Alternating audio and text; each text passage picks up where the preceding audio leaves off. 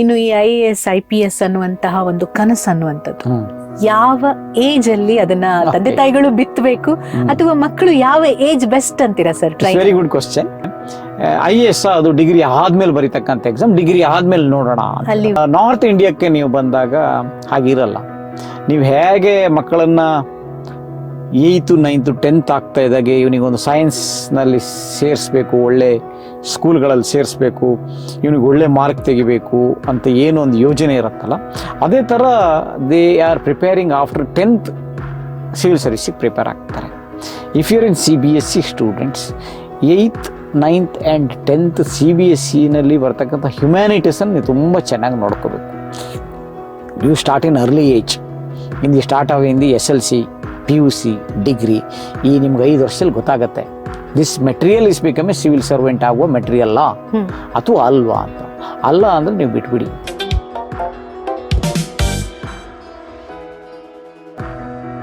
ಚಿಕ್ಕ ವಯಸ್ಸಲ್ಲಿ ಕೆಲವೊಮ್ಮೆ ಒಂದು ಮನ್ಸಲ್ಲಿ ಬಂದ್ಬಿಡುತ್ತೆ, ನನ್ನ ಹತ್ರ ಈಗ ಏನೂ ಇಲ್ಲ, ನಾನು ಇದಾದ್ರೆ ನನ್ಗೆಲ್ಲ ಸಿಕ್ಬಿಡುತ್ತೆ ಅಂತ. ಆಮೇಲೆ ಅಲ್ಲಿ ಹೋದ್ಮೇಲೆ ಅನ್ಸುತ್ತೆ ಅಲ್ಲಿ ಇನ್ಯಾರಿಗೋ ಸಲ್ಯೂಟ್ ಅಂದ್ರೆ ನಂಬರ್ 1 ಅನ್ನುವಂಥದ್ದು ಯಾವತ್ತೂ ಇಲ್ಲ ಅಂತ ಹೇಳತ್ತ. ನನ್ನ ಕೇಳಿದ್ರೆ ಹಾಗಾದ್ರೆ ನನಗೆ ಎಕ್ಸ್ಪೀರಿಯನ್ಸ್ ಆಫ್ ಅವನಿಗೆ ನಂಬರ್ 1 ಆಗ್ಬೇಕು ಅಂತಂದ್ರೆ ಅವ್ನು ಯಾವ್ದೆಲ್ಲ ಕ್ವಾಲಿಟೀಸ್ ಅಂದ್ರೆ ಆಧ್ಯಾತ್ಮ ಅಂತ. Very good question. ನೀವು ನಂಬರ್ 1 ಆಗ್ಬೇಕಂದ್ರೆ you should compete with yourself. Don't compete with either, don't compete with others and don't compare to others. ನಿಮಗೆ ಬೇರೆಯವ್ರ ಜೊತೆನೇ ಕಂಪೇರ್ ಮಾಡ್ಕೊತಾ ಇದ್ರೆ, ಬೇರೆಯವ್ರ ಜೊತೆನೇ ನೀವು ಕಾಂಪೀಟ್ ಮಾಡ್ತಾ ಇದ್ರೆ ನಿಮಗೆ ಮನಃಶಾಂತಿಯನ್ನು ಸಿಕ್ಕೋದಿಲ್ಲ. ನೀವು ಸ್ಪಿರಿಚುವಲಿಸಮ್ ಅಂತ ಹೇಳಿದ್ರಿ, that is the best things. You compete with yourself. ನಿನ್ನೆ ನನ್ನದು ಇಷ್ಟಿತ್ತು, ನಾನು ಇವತ್ತು ಸ್ಕಿಲ್ಲನ್ನು ಇಷ್ಟು ಮಾಡ್ಕೊಂಡಿದ್ದೀನಿ, ಅಪ್ ಸ್ಕಿಲ್ಲಿಂಗ್ ಆಗಿದೆ, ನಾಳೆ ಇಷ್ಟು ಮಾಡ್ಕೊಳ್ತೀನಿ, ಮುಂದೊಂದು ದಿವಸ ಇಷ್ಟು ಮಾಡ್ಕೊಳ್ತೀನಿ ಅಂತ ನೀವು ಕಾಂಪೀಟಿಂಗ್ ವಿತ್ ಯುವರ್ ಸೆಲ್ಫ್ ಮಾಡಿದ್ರೆ ದಟ್ ಇಸ್ ದ ಬೆಸ್ಟ್.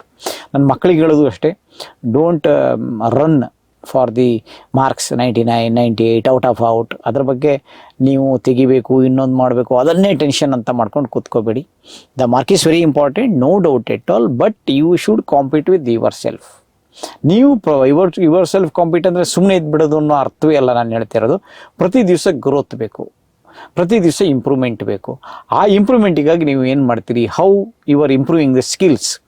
ನೀವು ಅಪ್ಸ್ಕಿಲ್ಲಿಂಗ್ ಅಂತ ಕರಿತೀವಿ ನಾವು. ಇವತ್ತು ಯಾವುದೋ ಒಂದು ಸಾಫ್ಟ್ವೇರ್ ಗೊತ್ತಿಲ್ಲ, ನಾನು ಕಲ್ತ್ಕೊತೀನಿ, ಅಥವಾ ಯಾವುದೋ ಒಂದು ಕೋರ್ಸಸ್ ಇದೆ, ಆನ್ಲೈನ್ ಕೋರ್ಸ್ ಇದೆ, ಆ ಕೋರ್ಸ್ ಮಾಡ್ತೀನಿ, ಅಥವಾ ಯಾವುದೋ ಒಂದು ಬುಕ್ ಓದಿ ನಾನಿಷ್ಟು ನಾಲೆಜನ್ನು ಇಂಪ್ರೂವ್ ಮಾಡ್ಕೊಳ್ತೀನಿ, ಅಥವಾ ಯಾರೋ ಜೊತೆ ಸಂವಾದ ಮಾಡೋದ್ರ ಮೂಲಕ ನಾನು ನಾಲೆಜ್ಗಳನ್ನು ಇಂಪ್ರೂವ್ ಮಾಡ್ಕೊಳ್ತೀನಿ, ಅಥವಾ ಯೂಟ್ಯೂಬ್ನಲ್ಲಿ lot of good videos are there, ಅದನ್ನು ಕೇಳೋದ್ರ ಮೂಲಕ ನನ್ನ ಸ್ಕಿಲ್ಲಿಂಗ್ ಅಪ್ ಮಾಡ್ಕೊಳ್ತೀನಿ. ಬಾಡ್ಕಾಸ್ಟ್ಗಳಲ್ಲಿ lot of podcast are there, ಅದನ್ನು ಕೇಳೋದ್ರ ಮೂಲಕ ನಾನು ಇಂಪ್ರೂವ್ ಮಾಡ್ಕೊಳ್ತೀನಿ.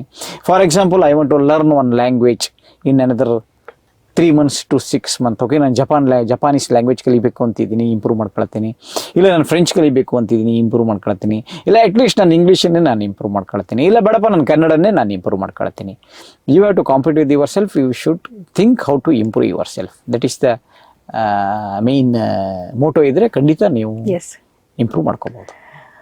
90 ವರ್ಷದ ಒಂದಿಷ್ಟು ಜನರನ್ನ ಒಂದಿಷ್ಟು ಪ್ರಶ್ನೆಗಳನ್ನ ಕೇಳಲಾಯ್ತಂತೆ. ಅಂದ್ರೆ ಜೀವನದಲ್ಲಿ ಏನ್ ಮುಖ್ಯ ಅಂತ ನಿಮ್ಗೆ ಈ ಏಜ್ ಅಲ್ಲಿ ಅನ್ಸ್ತಾ ಇದೆ ಅಂತ. ಅಂದ್ರೆ ಲೈಕ್ ಕೆಲವೊಂದನ್ನ ಮಿಸ್ ಮಾಡ್ಕೊಂಡಿರ್ತಾರೆ, ಕೆಲವೊಂದನ್ನ ಪಡ್ಕೊಂಡಿರ್ತಾರೆ. ಎಸ್, ಅದ್ರಲ್ಲಿ ಈಗ ನಾವು ಮಾತಾಡಿದ ಎಲ್ಲ ವ್ಯಕ್ತಿಗಳು ಬರ್ತಾರೆ. ಪೊಲಿಟಿಷಿಯನ್ಸ್ ಇರ್ಬೋದು, ಬಿಸ್ನೆಸ್ ಮ್ಯಾನ್ ಗಳಿರ್ಬೋದು, ಅಥವಾ ಜಗತ್ತಿನ ಅತಿ ದೊಡ್ಡ ಶ್ರೀಮಂತರು ಅನ್ಸ್ಕೊಂಡವ್ರು ಇರ್ಬೋದು, ಅಥವಾ ಟೆಕ್ನಾಲಜಿಯಲ್ಲಿ ದೊಡ್ಡ ದೊಡ್ಡ ಸಾಧನೆ ಮಾಡಿದವರು. ಇವರೆಲ್ಲರನ್ನ ಸಾರ್ಥಕ ಜೀವನ ಏನು ಅಂತ ಕೆಲವರು ಹೇಳಿದ್ರಂತೆ, ನೀವು ಎಷ್ಟೇ ಬಿಸಿ ಇದ್ರು ಫ್ಯಾಮಿಲಿ ಜೊತೆ ಟೈಮ್ ಮಿಸ್ ಮಾಡಬೇಡಿ. ನಿಮ್ಗೇನ್ ಬೇಕು ಅನ್ನೋದನ್ನ ಹುಡ್ಕೊಳ್ಳಿ, ನಿಮ್ಗೇನ್ ಖುಷಿ ಅದ್ರ ಜೊತೆ ನೀವು ಟೈಮ್ ಅನ್ನ ಕಳೀರಿ, ಆರೋಗ್ಯ ಚೆನ್ನಾಗಿ ನೋಡ್ಕೊಳ್ಳಿ ಅಂತ.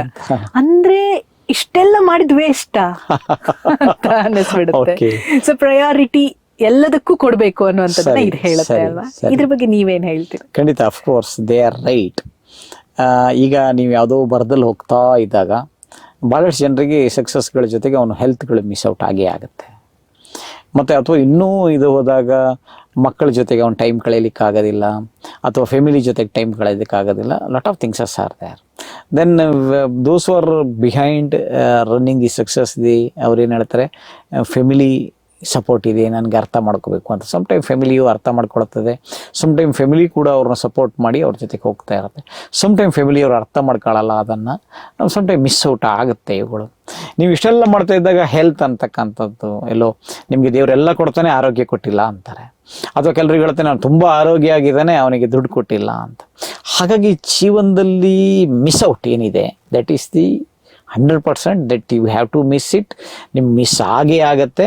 ನಿಮಗೆ ಏಜ್ ಆಗ್ತಾ ಇದ್ದಂಗೆ ಅನಿಸುತ್ತೆ ನಾನು ಅದನ್ನು ಮಿಸ್ ಮಾಡ್ಕೊಂಡಿದ್ದೀನಿ, ಇದನ್ನು ಮಿಸ್ ಮಾಡ್ಕೊಂಡಿದ್ದೀನಿ, ಹಂಗೆ ಮಾಡ್ಕೋಬೇಕಾಗಿತ್ತು, ಕೊನೆ ಪಕ್ಷ ನನ್ನ 10 ಕ್ಲಾಸ್ಮೇಟ್ಗಳಿಗಾದರೂ ಮಾತಾಡಬೇಕಾಗಿತ್ತು, ನನ್ನ ಫ್ರೆಂಡ್ಶಿಪ್ಸನ್ನಾದರೂ ಇಟ್ಕೋಬೇಕಾಗಿತ್ತು, ನಾನು ಇವತ್ತು ಯಾರೂ ನನಗೆ ತುಂಬ ಕ್ಲೋಸ್ ಆಗಿ ಶೇರ್ ಮಾಡ್ಕೊಳ್ಳೋದಕ್ಕೆ ಯಾರೂ ಇಲ್ಲ, ಹೀಗೆಲ್ಲ ಅನಿಸುತ್ತೆ. See that is the life. ಅಂದರೆ ಈ ಇದ್ದದನ್ನೆಲ್ಲ ಬಿಟ್ಟು ಇಲ್ಲದೆ ಇರೋದ್ರೊಳಗೆ ತೊಡೆಯೋದೇ ಜೀವನ ಅಂತ ಹೇಳ್ತಾರಲ್ಲ. ಹಾಗಾಗಿ ಆ ಹಿರಿಯರು ಹೇಳಿದ್ದು ಕೆಲವು ಗಾದೆ ಮಾತುಗಳು, ವೇದಗಳಲ್ಲಿ ಬಂದಿರತಕ್ಕಂಥದ್ದು ಎಲ್ಲ ಲೈಫ್ ಎಕ್ಸ್ಪೀರಿಯನ್ಸ್. ಅವೆಲ್ಲ we are in the process of the ಜೀವನ. ಅದರಲ್ಲಿ ಕೆಲವನ್ನ ನಾವು ಕಳ್ಕೊಳ್ತೀವಿ. ಕೆಲವು ಕಡೆ ಅದನ್ನು ಫಿಲಾಸಫಿಕಲ್ ಆಗಿ ಥಿಂಕ್ ಮಾಡಿದಾಗ ಕೆಲವರಿಗೆ ಅದು ಚಿಂತೆ ಅನಿಸುತ್ತೆ, ಕೆಲವರಿಗೆ ಅದು ಪಾರ್ಟ್ ಆಫ್ ಲೈಫ್ ಅನಿಸ್ಬಿಡುತ್ತೆ.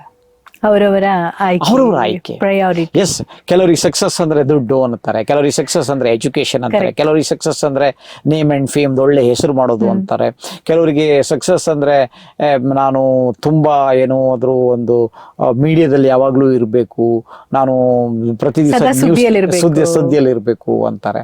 ಈ ತರ ಎಲ್ಲ ಅವನಿಗೆ ಬಿಟ್ಟಂತ ಅವನಿಗೆ ಏನ್ ಬೇಕು ಅನ್ನೋದನ್ನ ಅವ್ನು ಹುಡ್ಕೋಬೇಕು. ನಾವ್ ಯಾರು ನೋಡಿ ಏನೋ ಆಗ್ಬೇಕು ಅಂತ ಹೊರಡ್ತೇವೆ. ಕೆಲವು ಟೈಮ್ ಯಾರು ನೋಡಿ ನಾವು ಮಾತಾಡಿ ಅವ್ನು ಹುಚ್ಚರಿ, ಅವ್ನು ಏನ್ರಿ ನೋಡ್ರಿ ಹಿಂಗೆಲ್ಲ ಮಾಡಿ. She is happy in that. ನೀವು ಅವ್ನಿಗೆ ಯಾಕ್ರಿ ಹುಚ್ಚ ಅಂದ್ಕೊಂಡು ನಿಮ್ ತಲೆ ಬಿಸಿ ನೀವ್ ಯಾಕೆ ಮಾಡ್ಕೊಂತೀರಿ? ಅವ್ನು ಖುಷಿಯಾಗಿದ್ದಾನೆ, ಅವ್ನು ಖುಷಿಯಾಗಿದ್ರು ಬಿಟ್ಬಿಡಿ, ನೀವೇನ್ ಮಾಡ್ತಾ ಇದ್ದೀರಿ, ನಿಮ್ಗೇನ್ ಬೇಕು ಅನ್ನೋದು ನೋಡಿ. ಅವನು ಹುಚ್ಚನೋ ಅವನು ಇನ್ನೊಬ್ನು ಮತ್ತೊಬ್ನು ಏನೋ ಸುಮ್ಮನೆ ಕಮೆಂಟ್ಸ್ ಮಾಡ್ಕೊಂಡು ಮಾತಾಡ್ಕೊಂಡು ನೀವು ಜೀವನ ಕಾಲ ಕಳೀತೀರಿ, ಟೈಮ್ ವೇಸ್ಟ್ ಮಾಡ್ತೀರಿ. Instead of that do something for the country, do something for your self. 100% time ಅನ್ನೋದು ಬಹಳ ಇಂಪಾರ್ಟೆಂಟ್. ಈಗ ನೀವು ಸ್ಟೂಡೆಂಟ್ಸ್ ಜೊತೆಗೆ ಜಾಸ್ತಿ ಇರ್ತೀರಾ. ಈಗ ಎಕ್ಸಾಮ್ಗೆ ಪ್ರಿಪರೇಷನ್, ಈಗ IAS IPS ಅನ್ನೇ ತಗೊಂಡ್ರೆ ಹೇಳ್ತಾರೆ 16 ಗಂಟೆ ಓದ್ಬೇಕು ದಿನಕ್ಕೆ ಅಂತ. ಅವರ ಪ್ರಿಪರೇಷನ್ಸ್ ಯಾವ ರೀತಿ ಇರಬೇಕು ಅಂತ? ಎಸ್, ನಿಜವಾಗ್ಲೂ 16 ಗಂಟೆ ಓದ್ಬೇಕು ಅನ್ನೋದು ಮಿತ್, ಸುಳ್ಳು. ಅದು ಕೆಲವು ಹುಡುಗರು ಮೀಡಿಯಾ ಮುಂದೆ ಬಂದಾಗ ಎಕ್ಸೈಟ್ ಆಗ್ಬಿಟ್ಟು ನಾನು 12 ಗಂಟೆ ಓದ್ಬಿಟ್ಟೆ, 14 ಗಂಟೆ ಪ್ರಿಪೇರ್ ಮಾಡಿದೆ ಅಂತ ಹೇಳ್ತಾರೆ. That is some time in the time of the examinations ಬಂದಾಗ 10-12 ಗಂಟೆ ಓದಿರ್ಬೋದು. ಅವನ ಜೀವನದಲ್ಲಿ ಇಡೀ 365 ದಿವಸ 16 ಗಂಟೆ ಪ್ರಿಪೇರ್ ಮಾಡೋದಕ್ಕೆ ಆಗೋದಿಲ್ಲ. 16 ಗಂಟೆ preparation is not necessity for this examination. This exam IAS examination it's not difficult, it is different. ಪುನಃ ನಾನು ಹೇಳಕ್ಕೆ ಇಷ್ಟಪಡ್ತೀನಿ, IAS examination it is not difficult, it is different. ಈ ಡಿಫರೆಂಟ್ ಆದ ಎಕ್ಸಾಮಿಗೆ ನಾನು ಹೇಗೆ ಡಿಫರೆಂಟ್ ಆಗಿ ಪ್ರಿಪೇರ್ ಮಾಡಬೇಕು ಅನ್ನೋದು ಗೊತ್ತಿರಬೇಕು. ನೀವು maximum your preparation of 30% preparation ನೀವು ಬರೀ ನ್ಯೂಸ್ ಪೇಪರ್ ಓದ್ಕೊಳ್ಳೋದು, ವಿಷಯ ತಿಳ್ಕೊಳ್ಳೋದ್ರಲ್ಲಿ ಕಳೆದ್ಬಿಡುತ್ತೆ, ನೀವು ಗಳಿಸ್ಬಿಡ್ತೀರಿ ನಾಲೆಜ್ಗಳನ್ನು. 30% of preparation. Another 20% of preparations your CBSE book of 7th, 6th, 7th, 8th, 9th, 10th and 11th ನಲ್ಲಿ ಮುಗ್ದೋಗ್ಬಿಡುತ್ತೆ. ಅಂದರೆ 50% ಆಫ್ ಯುವರ್ ಗೇಮ್ ನಿಮಗೆ NCERT ಬುಕ್ ಮತ್ತು ನ್ಯೂಸ್ ಪೇಪರ್ನಲ್ಲಿ ಮುಗ್ದೋಗ್ಬಿಡುತ್ತೆ. The rest of the things you should read. ಅದು ಡಿಫ್ರೆಂಟ್ ಎಕ್ಸಾಮಿನೇಷನ್ ಡಿಫ್ರೆಂಟ್ ಆಗಿ ರೀಡ್ ಮಾಡಬೇಕು. ಮತ್ತು you are going for the top most highest post of this country.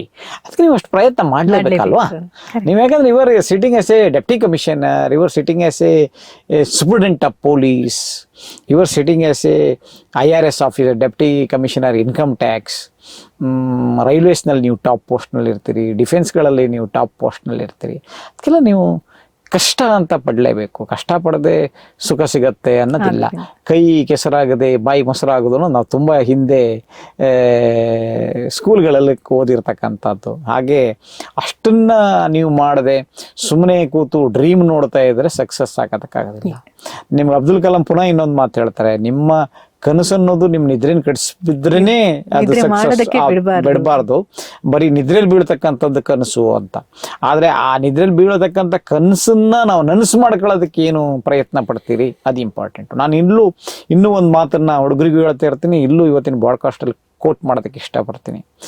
ಕನಸು ಇರುವುದೇ ನನಸು ಮಾಡಲು ಚಿಂತೆ ಎತ್ತಕ್ಕೆ ಅಂತ. ನಾನೆಲ್ಲೋ ಯಾವುದೋ ಒಂದು ಸಿಮೆಂಟ್ ಕಂಪನಿದು ಓದಿದ್ದೆ, Birla cement, I don't know which cement company. ಕನಸು ಇರೋದೇ ನನಸು ಮಾಡ್ಕೊಳ್ಳಿಕ್ಕೆ ಚಿಂತೆ ಎತ್ತಕ್ಕೆ ಅಂತ. ಅಫ್ಕೋರ್ಸ್ ನಿಮ್ಗೆ ಕನಸು ಏನಾದರೂ ಇದ್ದರೆ ಅದನ್ನು ನನಸು ಮಾಡ್ಕೊಳ್ಳೋದಕ್ಕೆ ನೀವು ಚಿಂತಿಸಿ ಏನೋ ಪ್ರಯೋಜನ ಇಲ್ಲ.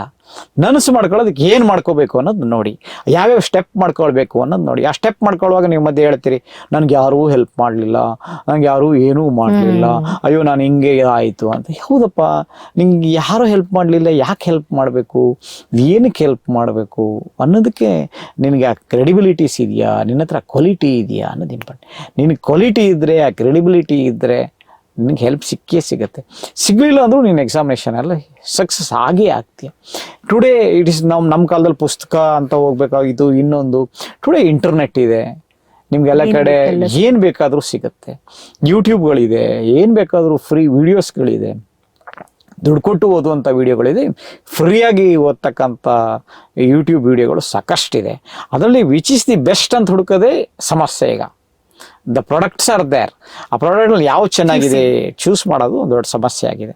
ಅದನ್ನು ನೋಡಿಕೊಂಡು ನಿಮ್ಗೊಂದು ಚಿಕ್ಕ ಮೊಬೈಲ್ ಇದ್ರೂ ಕೂಡ ನೀವು ಎಲ್ಲೋ ಕೂತ್ಕೊಂಡು ಒಂದು ಇಂಟರ್ನೆಟ್ ಇದ್ದರೆ ನೀವು ಸ್ಟಡಿ ಮಾಡಿ ಸಕ್ಸಸ್ ಮಾಡಿ, ಮನೆಯಲ್ಲೇ ಕೂತು ಸಕ್ಸಸ್ ಆದ ಎಕ್ಸಾಂಪಲ್ಗಳು ಕೂಡ ಭಾಳಷ್ಟಿದೆ. ಕೋಚಿಂಗ್ ಸೆಂಟ್ರಿಗೆ ಬರಲೇಬೇಕು, ಕೋಚಿಂಗ್ನಲ್ಲಿ ಕಲೀಲೇಬೇಕು ಅನ್ನತಕ್ಕಂಥದ್ದೆಲ್ಲ ಹಳ್ಳಿಯ ಗ್ರಾಮೀಣ ಪ್ರತಿಭೆಗಳು, ಯಾರೋ ತುಂಬ ಬಡವ್ರ ಮಗ ಮನೇಲಿ ಕೂತೆ ಎಲ್ಲೂ ಕೋಚಿಂಗ್ ಹೋಗದೆ ಸಕ್ಸಸ್ ಆದ ಉದಾಹರಣೆಗಳು ಇದೆ.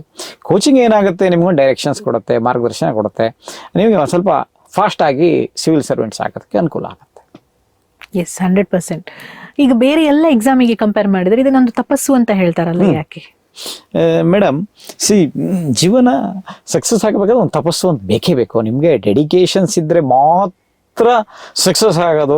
ಇವತ್ತು ಇದನ್ನು ಮಾಡ್ತೀನಿ, ನಾಳೆ ಬಿಸ್ನೆಸ್ ಮಾಡ್ತೀನಿ, ಮತ್ತೊಂದು ದಿವಸ ಕಾಂಟ್ರಾಕ್ಟರ್ ಆಗ್ತೀನಿ, ಇನ್ನೊಂದು ದಿವಸದಲ್ಲಿ ನಾನು ಪೊಲಿಟಿಷಿಯನ್ ಮಾಡ್ತೀನಿ, ಮತ್ತೊಂದೇನೋ ಮಾಡ್ತೀನಿ. ನೀವು 100 ಯೋಚನೆಗಳು ಮಾಡ್ಕೊಂಡಿದ್ರೆ ನಿಮ್ಗೆ ಏನೂ ಮಾಡೋದಕ್ಕಾಗತ್ತೆ. ನಿಮ್ಮ ಎನರ್ಜಿಗಳು ಎಲ್ಲ ಕಡೆ ಡೈವರ್ಸಿಫಿಕೇಶನ್ ಆಗುತ್ತೆ. You have to focus your energy. Focus energy ಮಾಡ್ತೀರಿ ಅಂದರೆ ತಪಸ್ಸು ಅಂತ ಅರ್ಥ. ಅದರರ್ಥ ನೀವು ಬುದ್ಧ ಆಗ್ತೀರಿ, ಮಹಾವೀರ ಆಗ್ತೀರಿ ಅಂತಲ್ಲ. ತಪಸ್ಸು ಅಂತ ಹೇಳಿದ್ರೆ ನೀವು ಒಂದೇ ಕಡೆ ನಿಮ್ಮ channelizing your energy for focusing to achieve the things. ಅದಕ್ಕೆ ನೀವು ಫೋಕಸ್ ಮಾಡಲೇಬೇಕು. ಅದಕ್ಕೆ ಫೋಕಸ್ ಮಾಡುವಾಗ ನಿಮಗೆ ಡೈವರ್ಸಿಫಿಕೇಶನ್ಸ್ ಇರಬಾರ್ದು. ಮೊಬೈಲಲ್ಲಿ ಲಾಟ್ ಆಫ್ ಡೈವರ್ಸಿಫಿಕೇಶನ್ಸ್ ಇದೆ ಅಂತ ನಾವು ಯಂಗ್ಸ್ಟರ್ಸಿಗೆ ಹೇಳ್ತೀವಿ. ಮೇ ಬಿ ಯಂಗ್ಸ್ಟರ್ಸಿಗೆ ಲಾಟ್ ಆಫ್ ಡೈವರ್ಸಿಫಿಕೇಶನ್ಸ್. ಅದೇ ಯಂಗ್ಸ್ಟರ್ಗೆ ಮೊಬೈಲ್ ಅನ್ನತಕ್ಕಂಥದ್ದು no diversification also some time. ಯಾಕೆ ಅವನು ಒಳ್ಳೇದನ್ನ ನೋಡ್ತಾನೆ, ಒಳ್ಳೇದನ್ನ ಓದ್ತಾನೆ, ಒಳ್ಳೇದನ್ನು ಮಾಡ್ತಾನೆ ಅಂದರೆ ಅವನು ಒಂದು ಗುರಿಯನ್ನ ಸಾಧನೆ ಮಾಡುವ ಒಂದು ಹಂತದಲ್ಲಿದ್ದಾನೆ, ಒಂದು ತಪಸ್ಸಿನ ಒಂದು ಹಂತದಲ್ಲಿದ್ದಾನೆ. That is why this is examinations are life are achievement or success or anything what you called so many definitions in the life, everything is required tapas. Yes. ಈಗ ನೀವು ನೋಡಿದ ಸ್ಟೂಡೆಂಟ್ಸ್ ಅಲ್ಲಿ ಇರ್ಬೋದು ಅಥವಾ ನಿಮ್ಮ ಎಕ್ಸ್ಪೀರಿಯನ್ಸ್ ಅಲ್ಲಿ ನೋಡಿದ ಆಫೀಸರ್ಸ್ ಅಲ್ಲಿ ಅತ್ಯಂತ ಬಡತನದಿಂದ, ಅಂದ್ರೆ ಅವನಿಗೆ ರೀಸನ್ಸ್ ತುಂಬಾ ಇತ್ತು ಆದ್ರೆ ಅವ್ನು ರೀಸನ್ಸ್ ಕೊಡ್ಲಿಲ್ಲ, ಸಕ್ಸಸ್ ಆಗಿದ್ದಾನೆ, ಆ ತರದ ಏನಾದ್ರು ಎಕ್ಸಾಂಪಲ್ ಶೇರ್ ಮಾಡೋದಾದ್ರೆ? ನಿಮಗೆ ಬೆಸ್ಟ್ ಎಕ್ಸಾಂಪಲ್ ಕರ್ನಾಟಕಕ್ಕೆ ಬಂದ್ರೆ ರವಿಚಂದ್ರನ್ ಅವ್ರಿಗಿಂತ ದೊಡ್ಡ ಎಕ್ಸಾಂಪಲ್ ಏನು ಬೇಕಾಗಿಲ್ಲ ಅಂತ ಕಾಣುತ್ತೆ. ಈಸೆ ನಮ್ಮಲ್ಲೂ ಸ್ವಲ್ಪ ಟೈಮ್ ವಿದ್ಯಾರ್ಥಿ ಆಗಿದ್ರು ಅವರು. Is the best example, dedicated person. ಇನ್ನೊಬ್ರು ಮುತ್ತುರಾಜ್ ಅಂತಿದ್ದಾರೆ, ಈಸ್ ಇನ್ ಚಾಮರಾಜನಗರ SP. ಮತ್ತೊಬ್ರು ನಾರಾಯಣ್ ಅಂತಿದ್ದಾರೆ, ಈಸ್ ಇನ್ DCP ಎಲೆಕ್ಟ್ರಾನಿಕ್ ಸಿಟಿನಲ್ಲಿದ್ದಾರೆ, ಕಾರವಾರದಲ್ಲೆಲ್ಲ ಇದ್ರು SP. ಬ್ಯಾಕ್ಗ್ರೌಂಡ್ ಎಲ್ಲ ಹೇಗೆ? ಬ್ಯಾಕ್ಗ್ರೌಂಡ್ ಎಲ್ಲ ನೀವು ಏನು ಈಗ ಕೇಳಿದ್ರಿ, ಈಗ ಅತ್ಯಂತ ಕಷ್ಟಪಟ್ಟು ಬಂದಿರತಕ್ಕಂಥ ವ್ಯಕ್ತಿಗಳು. ನಾಟ್ ಓನ್ಲಿ ದ್ಯಾಟ್, ಈ ಸಿವಿಲ್ ಸರ್ವಿಸ್ ನಾನು ಏನು ನೋಡಿದ್ದೀನಿ, ನನ್ನಿಂದ ಸಕ್ಸಸ್ ಆದಂಥ ಸಿವಿಲ್ ಸರ್ವಿಸ್ನಲ್ಲಿ 30-50% those are they are from real poor background. The next others are middle class and some are middle upper class. ಮತ್ತು ಸಮ್ 5% ಜನ ಆಫೀಸರ್ಸ್ ಮಕ್ಕಳು ಪುನಃ ಆಫೀಸರ್ಸ್ ಆಗಿದೆ, 5%, ನಾಟ್ ಮೋರ್ ದೆನ್ ದಟ್. 30-50% ಜನ the poors are going for this service. ನೀವು ಅವ್ರ ಮನೆಗೆ ಹೋಗಿ ಇವತ್ತು ನೋಡಿ, ಅವ್ರ ಮನೆ ಪರಿಸ್ಥಿತಿ ಅಷ್ಟು ಚೆನ್ನಾಗಿರಲ್ಲ. ನಿಮ್ಗೆ ಯಾಕೆ DK Ravi ಎಕ್ಸಾಂಪಲ್ಸ್ ತಗೊಂಡು ನೋಡಿ, DK Ravi is no more today, but you take it DK Ravi's example is from very very very deserving background. ತುಂಬ ಜನ ಹುಡುಗರುಗಳನ್ನು ನಿಮಗೆ ಯಾರನ್ನಾದರೂ you discuss about the PSI, ಒಬ್ಬನ PSIನ ಕೇಳಿ, ನಾರ್ತ್ ಕರ್ನಾಟಕ ಬಂದು ಒಬ್ಬ PSIನ ಕೇಳಿ, ಹೆಂಗಪ್ಪ, they are from very deserving, very poor community. ಒಬ್ಬ ಅಸಿಸ್ಟೆಂಟ್ ಕಮಿಷನರ್ ಕೇಳಿ, ಒಬ್ಬ ತಹಶೀಲ್ದಾರ್ನ ಕೇಳಿ. ದಿಸ್ ಸಿವಿಲ್ ಸರ್ವಿಸ್ ಇದೆಯಲ್ಲ, ಈ ಸಿವಿಲ್ ಸರ್ವಿಸ್ ಅನ್ನೋದು ಈ ಸಿಲ್ವರ್ ಸ್ಪೂನಲ್ಲಿ ಹುಟ್ಟಿರ್ತಾರೆ ನೋಡಿ ದೊಡ್ಡವ್ರ ಮಕ್ಕಳು, ಅವ್ರು ಮಾಡೋ ಸರ್ವಿಸ್ ಅಲ್ವೇ ಅಲ್ಲ. They may go for business or they may go for abroad studies, US, they may go for UK, Singapore, Hong Kong, ಈ ಥರ ಹೋಗ್ಬಿಡ್ತಾರೆ. ಅವ್ರದ್ದು civil service is not there aim. This is the dream of poor and middle class and middle upper class Indians ಇದು aim. Yes, ಇದನ್ನ ಕೇಳಿದಾಗ ಕೆಲವೊಂದು myths ಗಳಿಗೆ ನನ್ಗೆ ಉತ್ತರ ಅಂತ ಅನ್ಸುತ್ತೆ. ಯಾಕಂದ್ರೆ ಅಯ್ಯೋ ಬಡವರ ಮಕ್ಕಳು ಬಡವರಾಗೇ ಇರ್ತಾರೆ, ಶ್ರೀಮಂತರ ಮಕ್ಕಳೇ ಶ್ರೀಮಂತರಾಗ್ತಾರೆ, ಅಥವಾ ಬುದ್ಧಿವಂತರೇ ಅಂದ್ರೆ ಅವ್ರ ಫ್ಯಾಮಿಲಿಯಲ್ಲಿ ಅದು ಕಂಟಿನ್ಯೂಯೇಷನ್ ಆಗುತ್ತೆ. ಬಹುಶಃ ಆತರ ಮಾತಾಡೋರೆಲ್ಲ ಇವರ ಬ್ಯಾಕ್ ಗ್ರೌಂಡ್ ಗಳನ್ನ ಚೆಕ್ ಮಾಡಿ ನೋಡಿ. ನಿಮಗೆ ಈ ದೇಶದಲ್ಲಿ ಯಾವಾಗಲೂ ಒಂದು ಮಾತಿದೆ, ಈ ದೇಶದಲ್ಲಿ ಬಡವರಾಗಿ ಹುಟ್ಟೋದು ತಪ್ಪಲ್ಲ, ಬಡವರಾಗಿ ಸಾಯೋದು ಮಾತ್ರ ತಪ್ಪು ಅಂತ ಒಂದು ಮಾತಿದೆ. It's absolutely right. ದುಡಿಯಪ್ಪ ನೀನು, ವಾಟ್ಸ್ ದ ಪ್ರಾಬ್ಲಮ್? ನೀನ್ ಹೇಗೆ ಎಲ್ಲಿಂದ ಬಂದಿದ್ಯಾ ಅನ್ನೋದಲ್ಲ important, your background is not at all important for us. Okay, ನೀನು ದುಡಿ, ಕಷ್ಟಪಡು, ಆಗತ್ತೆ, ಹಾಗೇ ಆಗತ್ತೆ. ಅವ್ನು ಕೇಳ್ತೀನಿ ನಾನು ದುಡಿಯೋದು ಹೆಂಗೆ ಅಂತ. ದುಡಿಯೋದು ಹೆಂಗೆ ಅಂದ್ರೆ ನೀನು ಎಲ್ಲಾದ್ರೂ ಸೇರ್ಕೋಬೇಕು, ಎಲ್ಲಾದ್ರೂ ದುಡಿಬೇಕು. ಅದಕ್ಕೆ ನಾನು ಆಲ್ರೆಡಿ ಐ ಟೋಲ್ಡ್, ಹೋಟ್ಲಲ್ಲಿ 100 ಜನ ಸಪ್ಲೈಯರ್ಸ್ ಇರ್ತಾರೆ, 100 ಜನ ಹೋಟ್ಲ್ ಓನರ್ಸ್ ಆಗಲಿಲ್ಲ. ಓನ್ಲಿ 5%, 2%, 3% ಜನ ಹೋಟೆಲ್ಸ್ ಓನರ್ ಆಗಿದ್ದಾರೆ. ಹಾಗೆ ಪ್ರತಿ ಬಿಸ್ನೆಸ್ನಲ್ಲಿ ಇರ್ತಕ್ಕಂಥವ್ರು ಎಲ್ಲರೂ ಓನರ್ಸೇ ಆಗಿಲ್ಲ. There only few are becoming owners.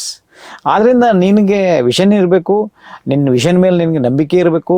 ನಿನ್ನ ನಂಬಿಕೆಗೆ ನೀನು ಸರಿಯಾಗಿ ನೀನು ದುಡ್ಕೊತ ಹೋದರೆ, ತಲೆ ಬಗ್ಸಿ ದುಡ್ಕೊತ ಹೋದ್ರೆ ಎಲ್ಲಿ ಏನಾಗ್ತಾಯಿದೆ ಅಂತ ನೋಡಿದೆ, ನಿನ್ನ ಕಾಂಪಿಟೀಟರ್ನ ಅಬ್ಸರ್ವ್ ಮಾಡ್ತಾ ದುಡ್ಕೊತ ಹೋದರೆ ಖಂಡಿತ ನೀನು ಸಕ್ಸಸ್ ಆಗೇ ಆಗ್ತೀಯ, ಸಕ್ಸಸ್ ಬಂದೇ ಬರುತ್ತೆ. ಎಸ್, ಇನ್ ಕೆಲವ್ರು ಮಾತಾಡೋದು ಇದ್ರ ಬಗ್ಗೆ ನಿಮ್ಮ ಒಪಿನಿಯನ್ ಕೇಳ್ಬೇಕು ಅಂತ ಅನಿಸ್ತಾ ಇದೆ. ಅವನಿಗೆ ಅದೃಷ್ಟ ಇದೆ, ಎಲ್ಲ ಆಯ್ತು ಅಂತ. ಅಂದ್ರೆ ಕೆಲವರು ಲಕ್ಕಿ, ಯೋಗದಲ್ಲಿ ಅವ್ರಿಗಿದೆಲ್ಲ ಆಯ್ತು ಅಂತ. ಇದು ಸಕ್ಸಸ್ ಆಗಿರೋರ ಹತ್ರ ಕೇಳಿದ್ರೆ ಮೋಸ್ಟ್ಲಿ ಅವ್ರ ಹತ್ರ ಈ ಉತ್ತರ ನನಗೆ ಯೋಗದಿಂದ ಆಯ್ತು ಅಂತ ಬರ್ಲಿಕ್ಕಿಲ್ಲ. ಯಾಕಂದ್ರೆ ಅವ್ರಿಗೆ ಗೊತ್ತು, ಅವ್ರು ಅನುಭವಿಸುವಂತ ಕಷ್ಟ. ಈಗ ಅದೇ ನಿಮ್ಮ ಮಾತಿಗೆ ಬಂದು ಕೆಲವ್ರು ಹೇಳ್ತಾರೆ, ಮೋಸ್ಟ್ ಸಕ್ಸಸ್ಫುಲ್ ಪರ್ಸನ್ ನೋಡಿ ಹೇಳ್ತಾರೆ, ಅವ್ರು ಲಕ್ಕಿ, ಒಳ್ಳೆ ಟೈಮಲ್ಲಿ ಹುಟ್ಬಿಟ್ಟಿದ್ದಾರೆ ಬಿಡಪ್ಪ ಅಂತ ಹೇಳ್ತಾರೆ. ಅದೃಷ್ಟ ಇಲ್ವೇ ಇಲ್ಲ ಅಂತ ನಾನು ಹೇಳೋದಕ್ಕೆ ಹೋಗೋದಿಲ್ಲ. ಅದೃಷ್ಟ ಬೇಕು, ಎಲ್ಲೋ ಇರ್ಬಹುದು, ಅದೃಷ್ಟ ಅನ್ನೋದು ಇರ್ಬಹುದು. ಅದೃಷ್ಟವೇ ಎಲ್ಲ ಕೆಲಸ ಮಾಡುತ್ತೆ ಅನ್ನೋದು ತಪ್ಪು.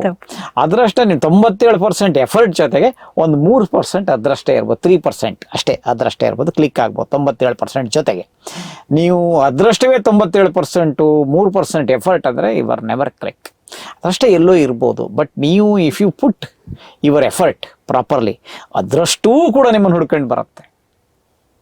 ಅದೃಷ್ಟ ಕೂಡ ನಿಮ್ಮನ್ನು ಹುಡ್ಕೊಂಡು ಬರುತ್ತೆ. ಯಾಕಂದರೆ ನೀವು ಎಫರ್ಟನ್ನು ಸರಿಯಾಗಿ ಹಾಕಿದ್ರೆ, ಸರಿಯಾಗಿ ನೀವು ಯೋಜನೆ ರೂಪಿಸ್ಕೊಂಡ್ರೆ, ಸರಿಯಾಗಿ ನೀವು ಕೆಲಸ ಮಾಡಿದ್ರೆ, ಅದೆಲ್ಲೋ ಅಡಗಿರೋ ಅದೃಷ್ಟ ಕೂಡ ನಿಮ್ಮ ಜೊತೆಗೆ ಬರುತ್ತಪ್ಪ. ಆದ್ದರಿಂದ ಅದೃಷ್ಟವನ್ನು ಮಾತ್ರ ನಂಬೇಡಿ, ಎಫರ್ಟನ್ನು ನಂಬಿ. ಎಫರ್ಟು ಮತ್ತು ಅದೃಷ್ಟ ನಿಮ್ಮ ಸಕ್ಸಸ್ಗಳನ್ನು ಕೊಡಬಹುದು. ಇನ್ನು ಸರ್, ಫ್ಯಾಮಿಲಿ ಸಪೋರ್ಟ್ ಯಾವ ರೀತಿ ಇರಬೇಕು? ಈಗ IAS IPS ಮಾಡ್ತಾರೆ ಅಂತಂದ್ರೆ ಯಾವಾಗ ಆಗುತ್ತೆ, ಯಾವಾಗ ಎಕ್ಸಾಮ್ ಕ್ಲಿಯರ್ ಆಗುತ್ತೆ, ಎಷ್ಟು ವರ್ಷ ಅಂತ ಓದೋದು, ಮದುವೆ ಮಾಡ್ಬೇಕು, ಅಕ್ಕಪಕ್ಕದವ್ರು ಕೇಳ್ತಿದ್ದಾರೆ, ನೆಂಟರು ಕೇಳ್ತಿದ್ದಾರೆ, ನಮ್ಗೆ ಸಾಕಾಗತ್ತೆ ಉತ್ತರ ಕೊಟ್ಟು.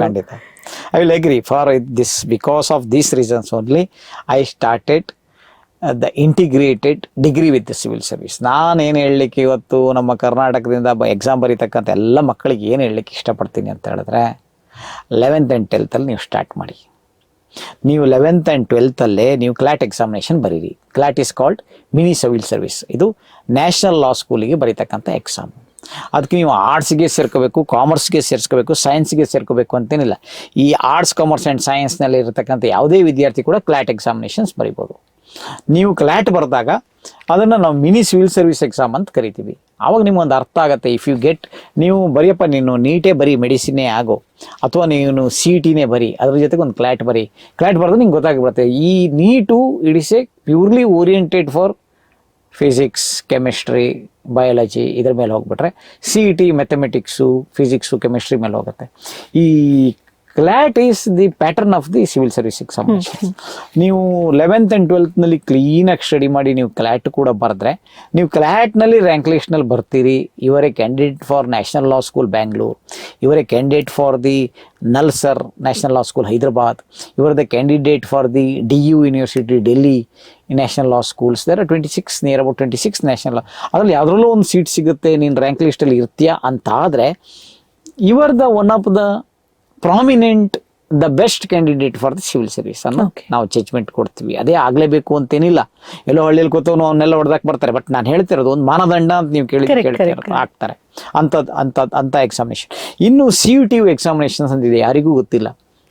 ನಮ್ಮ ಕರ್ನಾಟಕದಲ್ಲಿ ಬರೀ 800 ಇಂದ 900 ಅಪ್ಲಿಕೇಶನ್ಸ್ ಬರುತ್ತೆ. ಬಿಹಾರದಿಂದ 3 ಲಕ್ಷ ಅಪ್ಲಿಕೇಶನ್ಸ್ ಬರುತ್ತೆ. ಆಲ್ ಓವರ್ ದೇಶದಲ್ಲಿ ಒಂದು 12 ಲಕ್ಷ ಅಪ್ಲಿಕೇಶನ್ಸ್ ಬರುತ್ತೆ. ಈ ಸೆಂಟ್ರಲ್ ಯೂನಿವರ್ಸಿಟಿಗಳಿಗೆ ಈ ಮಕ್ಕಳು ಎಕ್ಸಾಮಿನೇಷನ್ ಬರೀ ಸೆಂಟ್ರಲ್ ಯೂನಿವರ್ಸಿಟಿ. ಫಾರ್ ಎಕ್ಸಾಂಪಲ್ ನಾವೆಲ್ಲ ನ್ಯೂಸ್ ಪೇಪರ್ ಓದ್ತೀವಿ, lady Shriram college new Delhi, ಯಾವಾಗ ನೋಡಿದ್ರು IAS ಎಕ್ಸಾಮಿನೇಷನ್ನ ನಲ್ಲಿ ರ್ಯಾಂಕ್ ಬರ್ತಾ ಇದ್ದಾರೆ ಈ ಕಾಲೇಜ್ನಿಂದ ಅಂತ. ಓಕೆ, ಇಲ್ಲಿ ಯಾರೋ ಮಂಗಳೂರಿನಲ್ಲಿ ಕೂತವ್ರಿಗೆ ಅನಿಸುತ್ತೆ ನನ್ನ ಮಕ್ಕಳನ್ನ ಕೂಡ ಲೇಡಿ ಶ್ರೀರಾಮ್ ಕಾಲೇಜಿಗೆ ಹಾಕಬೇಕು. ನಿಮ್ಗೆ ಎಷ್ಟೇ ಪರ್ಸೆಂಟೇಜ್ ಬಂದರೂ lady Shriram college will not give seat. But ನೀವು CUT ಎಕ್ಸಾಮ್ ಬರುತ್ತೆ ಸೆಕೆಂಡ್ PUC ನಲ್ಲಿ, if you are eligible for there examination, if you crack there examination, obviously you are getting seat. ಕೆಲವರು ಹೇಳ್ತಾರೆ ಓಕೆ ಡೆಲ್ಲಿ ಯೂನಿವರ್ಸಿಟಿಯಲ್ಲಿ ಓದಬೇಕು ನಮ್ಮ ಹುಡುಗ, ಡೆಲ್ಲಿ ಯೂನಿವರ್ಸಿಟಿಯಲ್ಲಿ ಓದಿದ್ದವರು ತುಂಬ ಜನ IAS ನಲ್ಲಿ ರ್ಯಾಂಕ್ ಬರ್ತಾ ಇದ್ದಾರೆ. You have to write for there entrance examinations instead of you are going for your college for ಯಾವುದೋ ನಿಮ್ಮ ಪಕ್ಕದಲ್ಲಿ ಇರತಕ್ಕಂಥ ಗೌರ್ಮೆಂಟ್ ಕಾಲೇಜಿಗೂ ಅಥವಾ ಯಾವುದೋ ಪ್ರೈವೇಟ್ ಕಾಲೇಜಿಗೂ ಹೋಗೋ ಬದಲು, I am not against for your going for any government college or private college nearby, ಹೋಗೋ ಬದಲು ನಿಮಗೆ CUT examination, central university examination ಬರೋದು. ನಿಮ್ಗೆ ಎಷ್ಟು ಜನ ಮಕ್ಕಳಿಗೆ ಕರ್ನಾಟಕದಲ್ಲಿ ಇದೊಂದು ಎಕ್ಸಾಮ್ ಇದೆ ಅಂತ ಗೊತ್ತಿದೆ? ಎಷ್ಟು ಪೇರೆಂಟ್ಸಿಗೆ ಗೊತ್ತಿದೆ? ಕರ್ನಾಟಕದಲ್ಲಿ 8ರಿಂದ 10 ಲಕ್ಷ ಪೇರೆಂಟ್ಸಿಗೆ ನೀಟ್ ಇದೆ ಅಂತ ಗೊತ್ತಿದೆ? ಒಂದು ಅಟ್ಲೀಸ್ಟ್ 4-5 ಲಕ್ಷ ಪೇರೆಂಟ್ಸಿಗೆ ಗೊತ್ತಿದೆ, ಅದು ಜಾಸ್ತಿ ಜನರಿಗೆ ಗೊತ್ತಿದೆ. ಓಕೆ, CET ಎಕ್ಸಾಮಿನೇಷನ್ ಇಂಜಿನಿಯರಿಂಗ್ ಬರೆಯೋದಕ್ಕೆ ಇದೆ ಅಂತ ಗೊತ್ತಿದೆ. ಈ ಎಕ್ಸಾಮ್ ಎಷ್ಟು ಜನರಿಗೆ ಗೊತ್ತಿದೆ? 100%. ಯಾರಿಗೂ ಗೊತ್ತಿಲ್ಲ. Karnataka is one of the prominent state, one of the very good state. Silicon valley ಬೆಂಗಳೂರಿನಲ್ಲೇ ಇದೆ. ನಮ್ಮಲ್ಲಿಂದ ಬರೀ 700ರಿಂದ 800 ಅಪ್ಲಿಕೇಶನ್ಸ್ ಹೋಗುತ್ತೆ. ಇದು ಅಷ್ಟೇ ಜನರಿಗೆ ಗೊತ್ತಿರೋದು. ಬಿಹಾರ ಹೇಳ್ತೀವಿ ನಾವು, ಅವರಿಗೆಲ್ಲ ಏನೂ ಗೊತ್ತಿಲ್ಲ ಅಂತೀವಿ. ಅಲ್ಲಿಂದ 2.5ರಿಂದ 3 ಲಕ್ಷ ಅಪ್ಲಿಕೇಶನ್ಸ್ ಬರುತ್ತೆ. ಬಿಹಾರದವ್ರಿಗೆ ಏನು ಗೊತ್ತಿಲ್ವೋ ಅಥವಾ ಕರ್ನಾಟಕದವ್ರಿಗೆ ಏನು ಗೊತ್ತಿಲ್ವೋ ಪೇರೆಂಟ್ಸ್ಗೆ ನಾವು ಕ್ವಶನ್ಸ್ ಮಾಡ್ಕೋಬೇಕು ನಮ್ಮನ್ನ. The less South Indians are writing this examination for the central universities. ಇದನ್ನ ನೀವು ಪ್ರಮೋಟ್ ಮಾಡಬೇಕು. ಇದನ್ನ ಪ್ರಮೋಟ್ ಮಾಡಿದ್ರೆ ಬಹಳಷ್ಟು ಜನ ಮಕ್ಕಳು ಬರೆದ್ರೆ ದೇ ಮೇ ಗೆಟ್ ಗುಡ್. ಅಂದ್ರೆ ಸೆಂಟ್ರಲ್ ಯೂನಿವರ್ಸಿಟಿ ಎಲ್ಲ ಯೂನಿವರ್ಸಿಟೀಸು ದಿ ಬೆಸ್ಟ್ ಅಂತ ಹೇಳ್ತಾ ಇಲ್ಲ ನಾನು. Some top universities are there, ಅದಕ್ಕೆ ಹೋಗಿ ಸೇರ್ಕೋಬಹುದು. ಇನ್ನೂ ಒಂದು ಮಾತು ಹೇಳಕ್ಕೆ ಇಷ್ಟಪಡ್ತೀನಿ. ಹಂಗಂದ್ರೆ ನೀವು ಕೇಳ್ತೀರಿ ಆ ಕಾಲೇಜ್ ಅನ್ನೋದೇ ಇಂಪಾರ್ಟೆಂಟಾ, ಆ ಕಾಲೇಜ್ನಲ್ಲಿ ಕಲ್ತ್ರೇನೆ ಆಗದ? No, never. ನೀವು ಎಷ್ಟು ಜನ ಗೌರ್ಮೆಂಟ್ ಸ್ಕೂಲಲ್ಲಿ ಕಲ್ತವ್ರು ಸಕ್ಸಸ್ ಆಗಿಲ್ಲ? Government school also very good. Government school ಯಾಕೂ ಬೇಡದೇ ಇರತಕ್ಕಂಥ ಏನೋ ಸರ್ವಸಾಮಾನ್ಯದಲ್ಲಿ ಕಲ್ತವನು ಸಕ್ಸಸ್ ಆಗಿದ್ದಾನೆ. ಇಲ್ಲಪ್ಪ ನಿಂಗೆ ಡಿಗ್ರಿ ಮಾಡ್ಲಿಕ್ಕೆ ಆಗಲಿಲ್ಲ, ಡಿಗ್ರಿ ಮಾಡ್ಲಿಕ್ಕೆ ನನ್ನ ಹತ್ರ ದುಡ್ಡಿಲ್ಲ, ಡಿಗ್ರಿ ಮಾಡೋದಕ್ಕೆ ಆಗೋದಿಲ್ಲ, 10,000 ಫೀಸ್ ಕಟ್ಟೋಕ್ಕಾಗಲ್ಲ, ಗೌರ್ಮೆಂಟ್ ಫೀಸ್ 5,000 ಕಟ್ಟೋದಕ್ಕಾಗೋದಿಲ್ಲ, ನೋ ಪ್ರಾಬ್ಲಮ್. ಈ ಓಪನ್ ಯೂನಿವರ್ಸಿಟೀಸ್ನಲ್ಲಿ ಡಿಗ್ರಿ ಮಾಡಿ ಸಕ್ಸಸ್ ಆದವ್ರು ಇದ್ದಾರೆ. ಅದಕ್ಕೆ ನಾನು ಇವತ್ತಿನ ಯುವ ಜನತೆಗೆ ಮತ್ತೆ ಪೇರೆಂಟ್ಸಿಗೆ ಈ ನಿಮ್ಮ ಬ್ರಾಡ್ಕಾಸ್ಟ್ ಮೂಲಕ ಏನು ಸಂದೇಶ ಕೊಡೋದಕ್ಕೆ ಇಷ್ಟಪಡ್ತೀನಿ ಅಂದರೆ, ಸುಮ್ಮನೆ ಲೈಫಲ್ಲಿ ರೀಸನ್ ಹೇಳ್ಕೊಂಡಿರ್ಬೇಡಿ.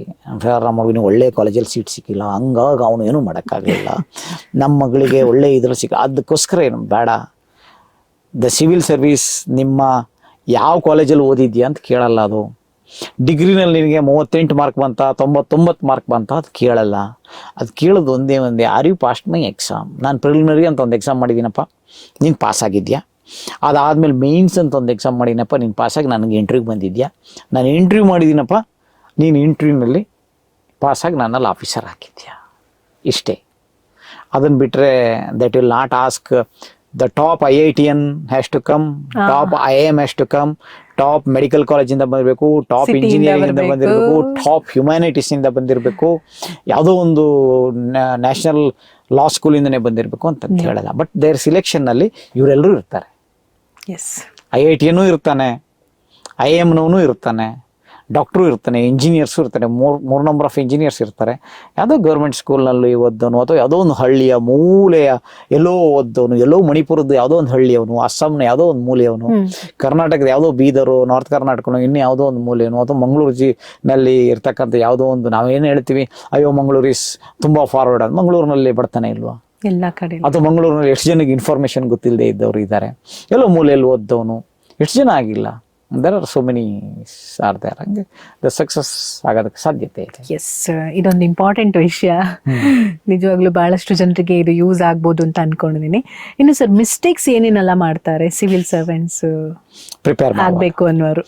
ಪ್ರಿಪೇರ್ ಮಾಡುವಾಗ ದ ಫಸ್ಟ್ ಮಿಸ್ಟೇಕ್ ಈಸ್, ಅವನಿಗೊಂದು ಸಿವಿಲ್ ಸರ್ವಿಸ್ ಆಗಬೇಕು ಅಂತ ಡ್ರೀಮ್ ಇರುತ್ತೆ, ಖಾಲಿ ಡ್ರೀಮ್ ಮಾತ್ರ ಇರುತ್ತೆ, ಅದಕ್ಕೆ ಸರಿಯಾದ ಕೆಲಸಗಳನ್ನು ಮಾಡೋದಿಲ್ಲ. That is the biggest mistake in his life. ನನಗೆ ಯಾರೋ ಥರ ಆಗಬೇಕು ಅಂತ ಕನಸಿರುತ್ತೆ, ಅದಕ್ಕೆ ಏನು ವರ್ಕೌಟ್ ಮಾಡಿದ್ಯಾ ಇವತ್ತು ಅಂತ ಕೇಳಿದ್ರೆ ಇಲ್ಲ, ನಾಳೆ ಏನು ಮಾಡಿದ್ಯಾ ಅಂತ ಕೇಳಿದ್ರು ಇಲ್ಲ, ನೆಕ್ಸ್ಟ್ ಡೇ ನೀವು ಏನು ಮಾಡಿದ್ಯಾ ಅಂತ ಕೇಳಿದ್ರೆ ಇಲ್ಲ. ಇನ್ನೊಂದಿಷ್ಟು ಹುಡುಗರು ಇರ್ತಾರೆ ಬರೀ ಬುಕ್ಸ್ ಕಲೆಕ್ಟ್ ಮಾಡೋದು, ಬರೀ ಟಾಪರ್ಸ್ ನೋಟ್ಸ್ಗಳನ್ನು ಕಲೆಕ್ಟ್ ಮಾಡೋದು, ಇಷ್ಟೇ ಅವರಿಗೆ ಇದೇ ಕೆಲಸ.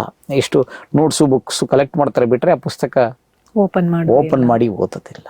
ಇನ್ನು ಭಾಳಷ್ಟು ಜನರಿಗೆ ಇರ್ತಾರೆ ಯಾವುದೋ ಒಂದು ಬುಕ್ ಮೇಲೆ ಡಿಪೆಂಡ್ ಆಗಿಬಿಡ್ತಾರೆ. ಅವ್ನು ಓದ್ತಾ ಹೋಗ್ತಾನೆ, ಅವನಿಗೆ ಏನು ಓದಬೇಕು ಏನು ಓದಬಾರ್ದು ಅಂತ ಗೊತ್ತಿರುತ್ತಲ್ಲ. Civil service first you want to become civil servant, just study the syllabus of the civil service. Civil service ಸಿಲೆಬಸ್ಸನ್ನು ಸ್ಟಡಿ ಮಾಡಬೇಕು, ಏನೇನು ಸಿವಿಲ್ ಸರ್ವಿಸ್ಗೆ ಬೇಕು ಅಂತ. ಒಂದು 10 ವರ್ಷದ ಕ್ವಶನ್ ಪೇಪರ್ಸ್ಗಳನ್ನ ನೋಡಬೇಕು. ಕ್ವಶನ್ ಪೇಪರ್ಸ್ ನೋಡಿಸ್ತಾ ಇದ್ದಾಗೆ ಅವನಿಗೆ ಗೊತ್ತಾಗುತ್ತೆ, ಏನು ಸಿವಿಲ್ ಸರ್ವಿಸ್ ನಮ್ಮಿಂದ ಬಯಸ್ತಾ ಇದೆ ಅಂತ. ಅದು ಬಯಸ್ತಾ ಇದ್ದಾಗ ಅವನಿಗೆ ಒಂದು ಐಡಿಯಾಸ್ ಬರುತ್ತೆ. ಆ ಐಡಿಯಾಸ್ ಮೂಲಕ ಅವನು ಸಿವಿಲ್ ಸರ್ವಿಸ್ ಆಗುವ ಪ್ರಯತ್ನ ಮಾಡ್ಬೋದು. ಇದು ಯಾವುದನ್ನು ನೀವು ಮಾಡದೆ ನಾನು ಖಾಲಿ ಓದ್ತಾ ಇದ್ದೀನಿ ಅಂದ್ರೆ ಆಗಲ್ಲ. ಓದಿದ ಮೇಲೆ you should take test. Online ಟೆಸ್ಟ್ಗಳನ್ನು ನೀವು ತಗೋಬೇಕು. ಆನ್ಲೈನ್ ಟೆಸ್ಟ್ಗಳನ್ನು ಡಿಫ್ರೆಂಟ್ ಇನ್ಸ್ಟಿಟ್ಯೂಟ್ಗಳ ಟೆಸ್ಟ್ಗಳಿದೆ. Free tests also available, the paid test is also available. If you don't have money, take it free test. You have money, take it paid test. Free ಟೆಸ್ಟ್ಗಳನ್ನು ತಗೊಂಡು ಬರೆದು ನೋಡಿ, ನಿಮ್ಗೆ ಗೊತ್ತಾಗುತ್ತೆ ನಿಮ್ಮ ಸ್ಟ್ಯಾಂಡರ್ಡ್ ಎಲ್ಲಿದೆ, ಎಲ್ಲಿ ನಿಂತಿದ್ದೀರಿ ಅಂತ ಗೊತ್ತಾಗುತ್ತೆ. Then you can do the civil service. Yes, ಈಗ ಒಬ್ಬ ಯಾವುದೇ ಕೋಚಿಂಗಿಗೆ ಹೋಗದೇನೆ ಅವನು ಪ್ರಿಪರೇಷನ್ ಶುರು ಮಾಡಬೇಕು ಅಂತಂದ್ರೆ, ಈಗ ಸಿಲೆಬಸ್ ಬಗೆಗಿನ ಮಾಹಿತಿ, ಎಕ್ಸಾಮ್ ಬಗೆಗಿನ ಮಾಹಿತಿ ಶಾರ್ಟ್ ಅಂಡ್ ಸ್ವೀಟ್ ಆಗಿ ಹೇಳೋದಾದ್ರೆ ಎಲ್ಲಿಂದ ಅವನಿಗೆ ಸಿಗುತ್ತೆ? ಇದು ಒಂದು ಸುಮ್ಮನೆ ಗೂಗಲ್ ಓಪನ್ ಮಾಡಿಬಿಟ್ಟು ಸಿವಿಲ್ ಸರ್ವಿಸ್ ಸಿಲೆಬಸ್ ಅಥವಾ UPSC union public service syllabus authentic ಆಗಿರುತ್ತೆ ಸರ್, ತುಂಬಾ ಇರುತ್ತೆ. ಅವರ ವೆಬ್ಸೈಟ್ಗೆ ಹೋಗಿ, ನೀವು ಗೌರ್ಮೆಂಟ್ ವೆಬ್ಸೈಟ್ಗೆ ಹೋದರೆ upsc.gov ವೆಬ್ಸೈಟಿಗೆ ಹೋಗ್ಬಿಟ್ರೆ ನಿಮ್ಗೆ ಯು ವಿಲ್ ಗೆಟಿಂಗ್ ಏನು ಎಕ್ಸಾಮಿನೇಷನ್ ಕ್ಯಾಲೆಂಡರ್. ಇವತ್ತು ಇಂಟರ್ನೆಟ್ ಇಲ್ಲದೆ ಇರೋರು ಯಾರು ಇಲ್ಲ. ಎಕ್ಸಾಮಿನೇಷನ್ ಕ್ಯಾಲೆಂಡರ್ ಎಲ್ಲಿದೆ, ಯಾವ ಎಕ್ಸಾಮ್ ಕರೀತಾನೆ, ಯಾವಾಗ ಎಕ್ಸಾಮಿನೇಷನ್ ನೋಟಿಫಿಕೇಶನ್ ಮಾಡ್ತಾನೆ, ಯಾವಾಗ ಡೇಟ್ ಆಫ್ ದಿ ಎಕ್ಸಾಮ್ಸ್, ಅದನ್ನು ಎಕ್ಸಾಮಿನೇಷನ್ ಕ್ಯಾಲೆಂಡರ್ ಅಂತ ಕರಿತೀನೋ, ಎಲ್ಲ ಸಿಗುತ್ತೆ. ಸಿಲೆಬಸ್ ಸಿಗುತ್ತೆ. ಆನ್ಲೈನಲ್ಲೇ ನೀವು ಅಪ್ಲಿಕೇಶನ್ಸ್ ಹಾಕಬೇಕು. ಈಗ ಸಿವಿಲ್ ಸರ್ವಿಸ್ ಎಕ್ಸಾಮಿನೇಷನ್ಸ್ಗೆ ಇವತ್ತಿನ ಹುಡುಗರಿಗೆ ಮೇ ಬಿ ಸೀನಿಯರ್ಸ್ 45 ವರ್ಷ ಜನಕ್ಕೆ ಇಂಟರ್ನೆಟ್ ಬಗ್ಗೆ ಹೆಚ್ಚು ಗೊತ್ತಿಲ್ಲದೆ ಇರ್ಬೋದು, ಕೆಲವರಿಗೆ ಒಂದು ಸಮ್ ಪರ್ಸೆಂಟೇಜ್. ಬಟ್ ಎಲ್ಲ ಮಕ್ಕಳಿಗೆ ಇವತ್ತು ಗೊತ್ತಿದೆ. ಎಲ್ಲ ಮಕ್ಕಳು ಮೇಷ್ಟ್ರು ಪಾಠ ಮಾಡ್ತಾಯಿದ್ರೆ ಗೂಗಲ್ ನೋಡಿ ರಾಂಗಾ ಅಥವಾ ಕರೆಕ್ಟಾಗಿ ಹೇಳ್ತಿದ್ದಾರೆ ಮೇಷ್ಟ್ರು ಅಂತ ಚೆಕ್ ಮಾಡ್ತಾ ಇದ್ದಾರೆ. ಆದ್ದರಿಂದ internet is the best thing to know the things. Then syllabus ಒಂದು ಸಲ ನೋಡ್ಕೊಂಡ್ಮೇಲೆ then what all are the things are required. ಅದಕ್ಕೂ ನಿಮಗೆ ಬುಕ್ ಅಲ್ಲೇ ಸಿವಿಲ್ ಸರ್ವಿಸ್ ವೆಬ್ಸೈಟ್ಗಳಲ್ಲೇ ನಿಮಗೆ ಬುಕ್ ಲಿಸ್ಟ್ಗಳಿರುತ್ತೆ, ಯಾವ್ದು ಓದಬೇಕು ಅಂತ. ಆ ಬುಕ್ಗಳನ್ನು ನೀವು ಓದಿದ್ರೆ ನೀವು ಪ್ರಿಪ್ರೇಷನ್ಸ್ ಮಾಡಿ. ತುಂಬಾ ಮಾತಾಡಿದ್ವಿ.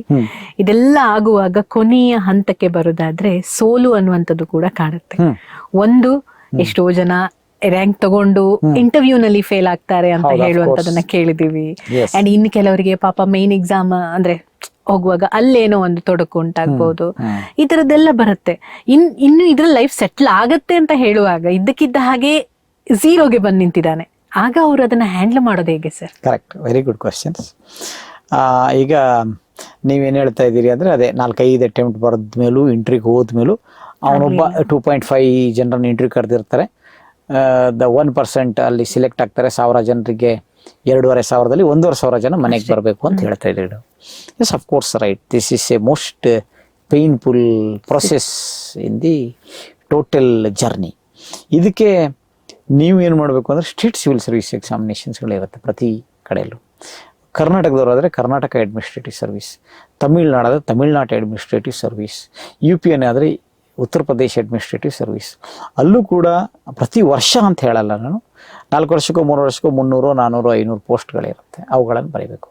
ಸೆಂಟ್ರಲ್ ಗೌರ್ಮೆಂಟ್ನಲ್ಲಿ ನೀವು ಕಾಂಪಿಟೇಟಿವ್ ಎಕ್ಸಾಮಿನೇಷನ್ಗೆ ಪ್ರಿಪೇರ್ ಮಾಡ್ತಿರ್ತಕ್ಕಂಥ ವಿದ್ಯಾರ್ಥಿಗಳು, ಇಲ್ಲ ನಾನು ಖಾಲಿ IASC ಆಗಬೇಕು, IPSC ಆಗಬೇಕು, IRSC ಆಗಬೇಕು, IFS ಇಂಡಿಯನ್ ಫಾರಿನ್ ಸರ್ವಿಸೇ ಆಗಬೇಕು ಅಂತ ಕೂತ್ಕೊಳ್ಬಾರ್ದು. ನೀವು have to write other examinations also. May be banking examinations ಇದೆ, IBPS, SSC ಎಕ್ಸಾಮಿನೇಷನ್ಸ್ಗಳಿದೆ. ಎಷ್ಟೋ ಜನ SSC ಬರೆದವನು ಮತ್ತೆ ಆಫೀಸರ್ ಆಗಿ ಮತ್ತೆ ಬರ್ತಾನೆ. ಇವತ್ತು ನೀವು SSC ಎಕ್ಸಾಮಿನೇಷನ್ಸ್ ಬರೆದು ಸರ್ಕಾರ ಏನು ಹೇಳ್ತಾ ಇದೆ ಅಂತ ಹೇಳಿದ್ರೆ, ಭಾಳಷ್ಟು ಒಂದು 2000 ಪೋಸ್ಟ್ ಕರೆದ್ರೆ 2000 ಸಕ್ಸಸ್ ಆದವರಲ್ಲಿ ಬರೀ 1000 ಜನ ಮಾತ್ರ ರಿಪೋರ್ಟ್ ಆಗ್ತಾ ಇದ್ದಾರೆ, 1000 ಜನ ರಿಪೋರ್ಟೇ ಆಗೋದಿಲ್ಲ ಅಂತಿದ್ದಾರೆ.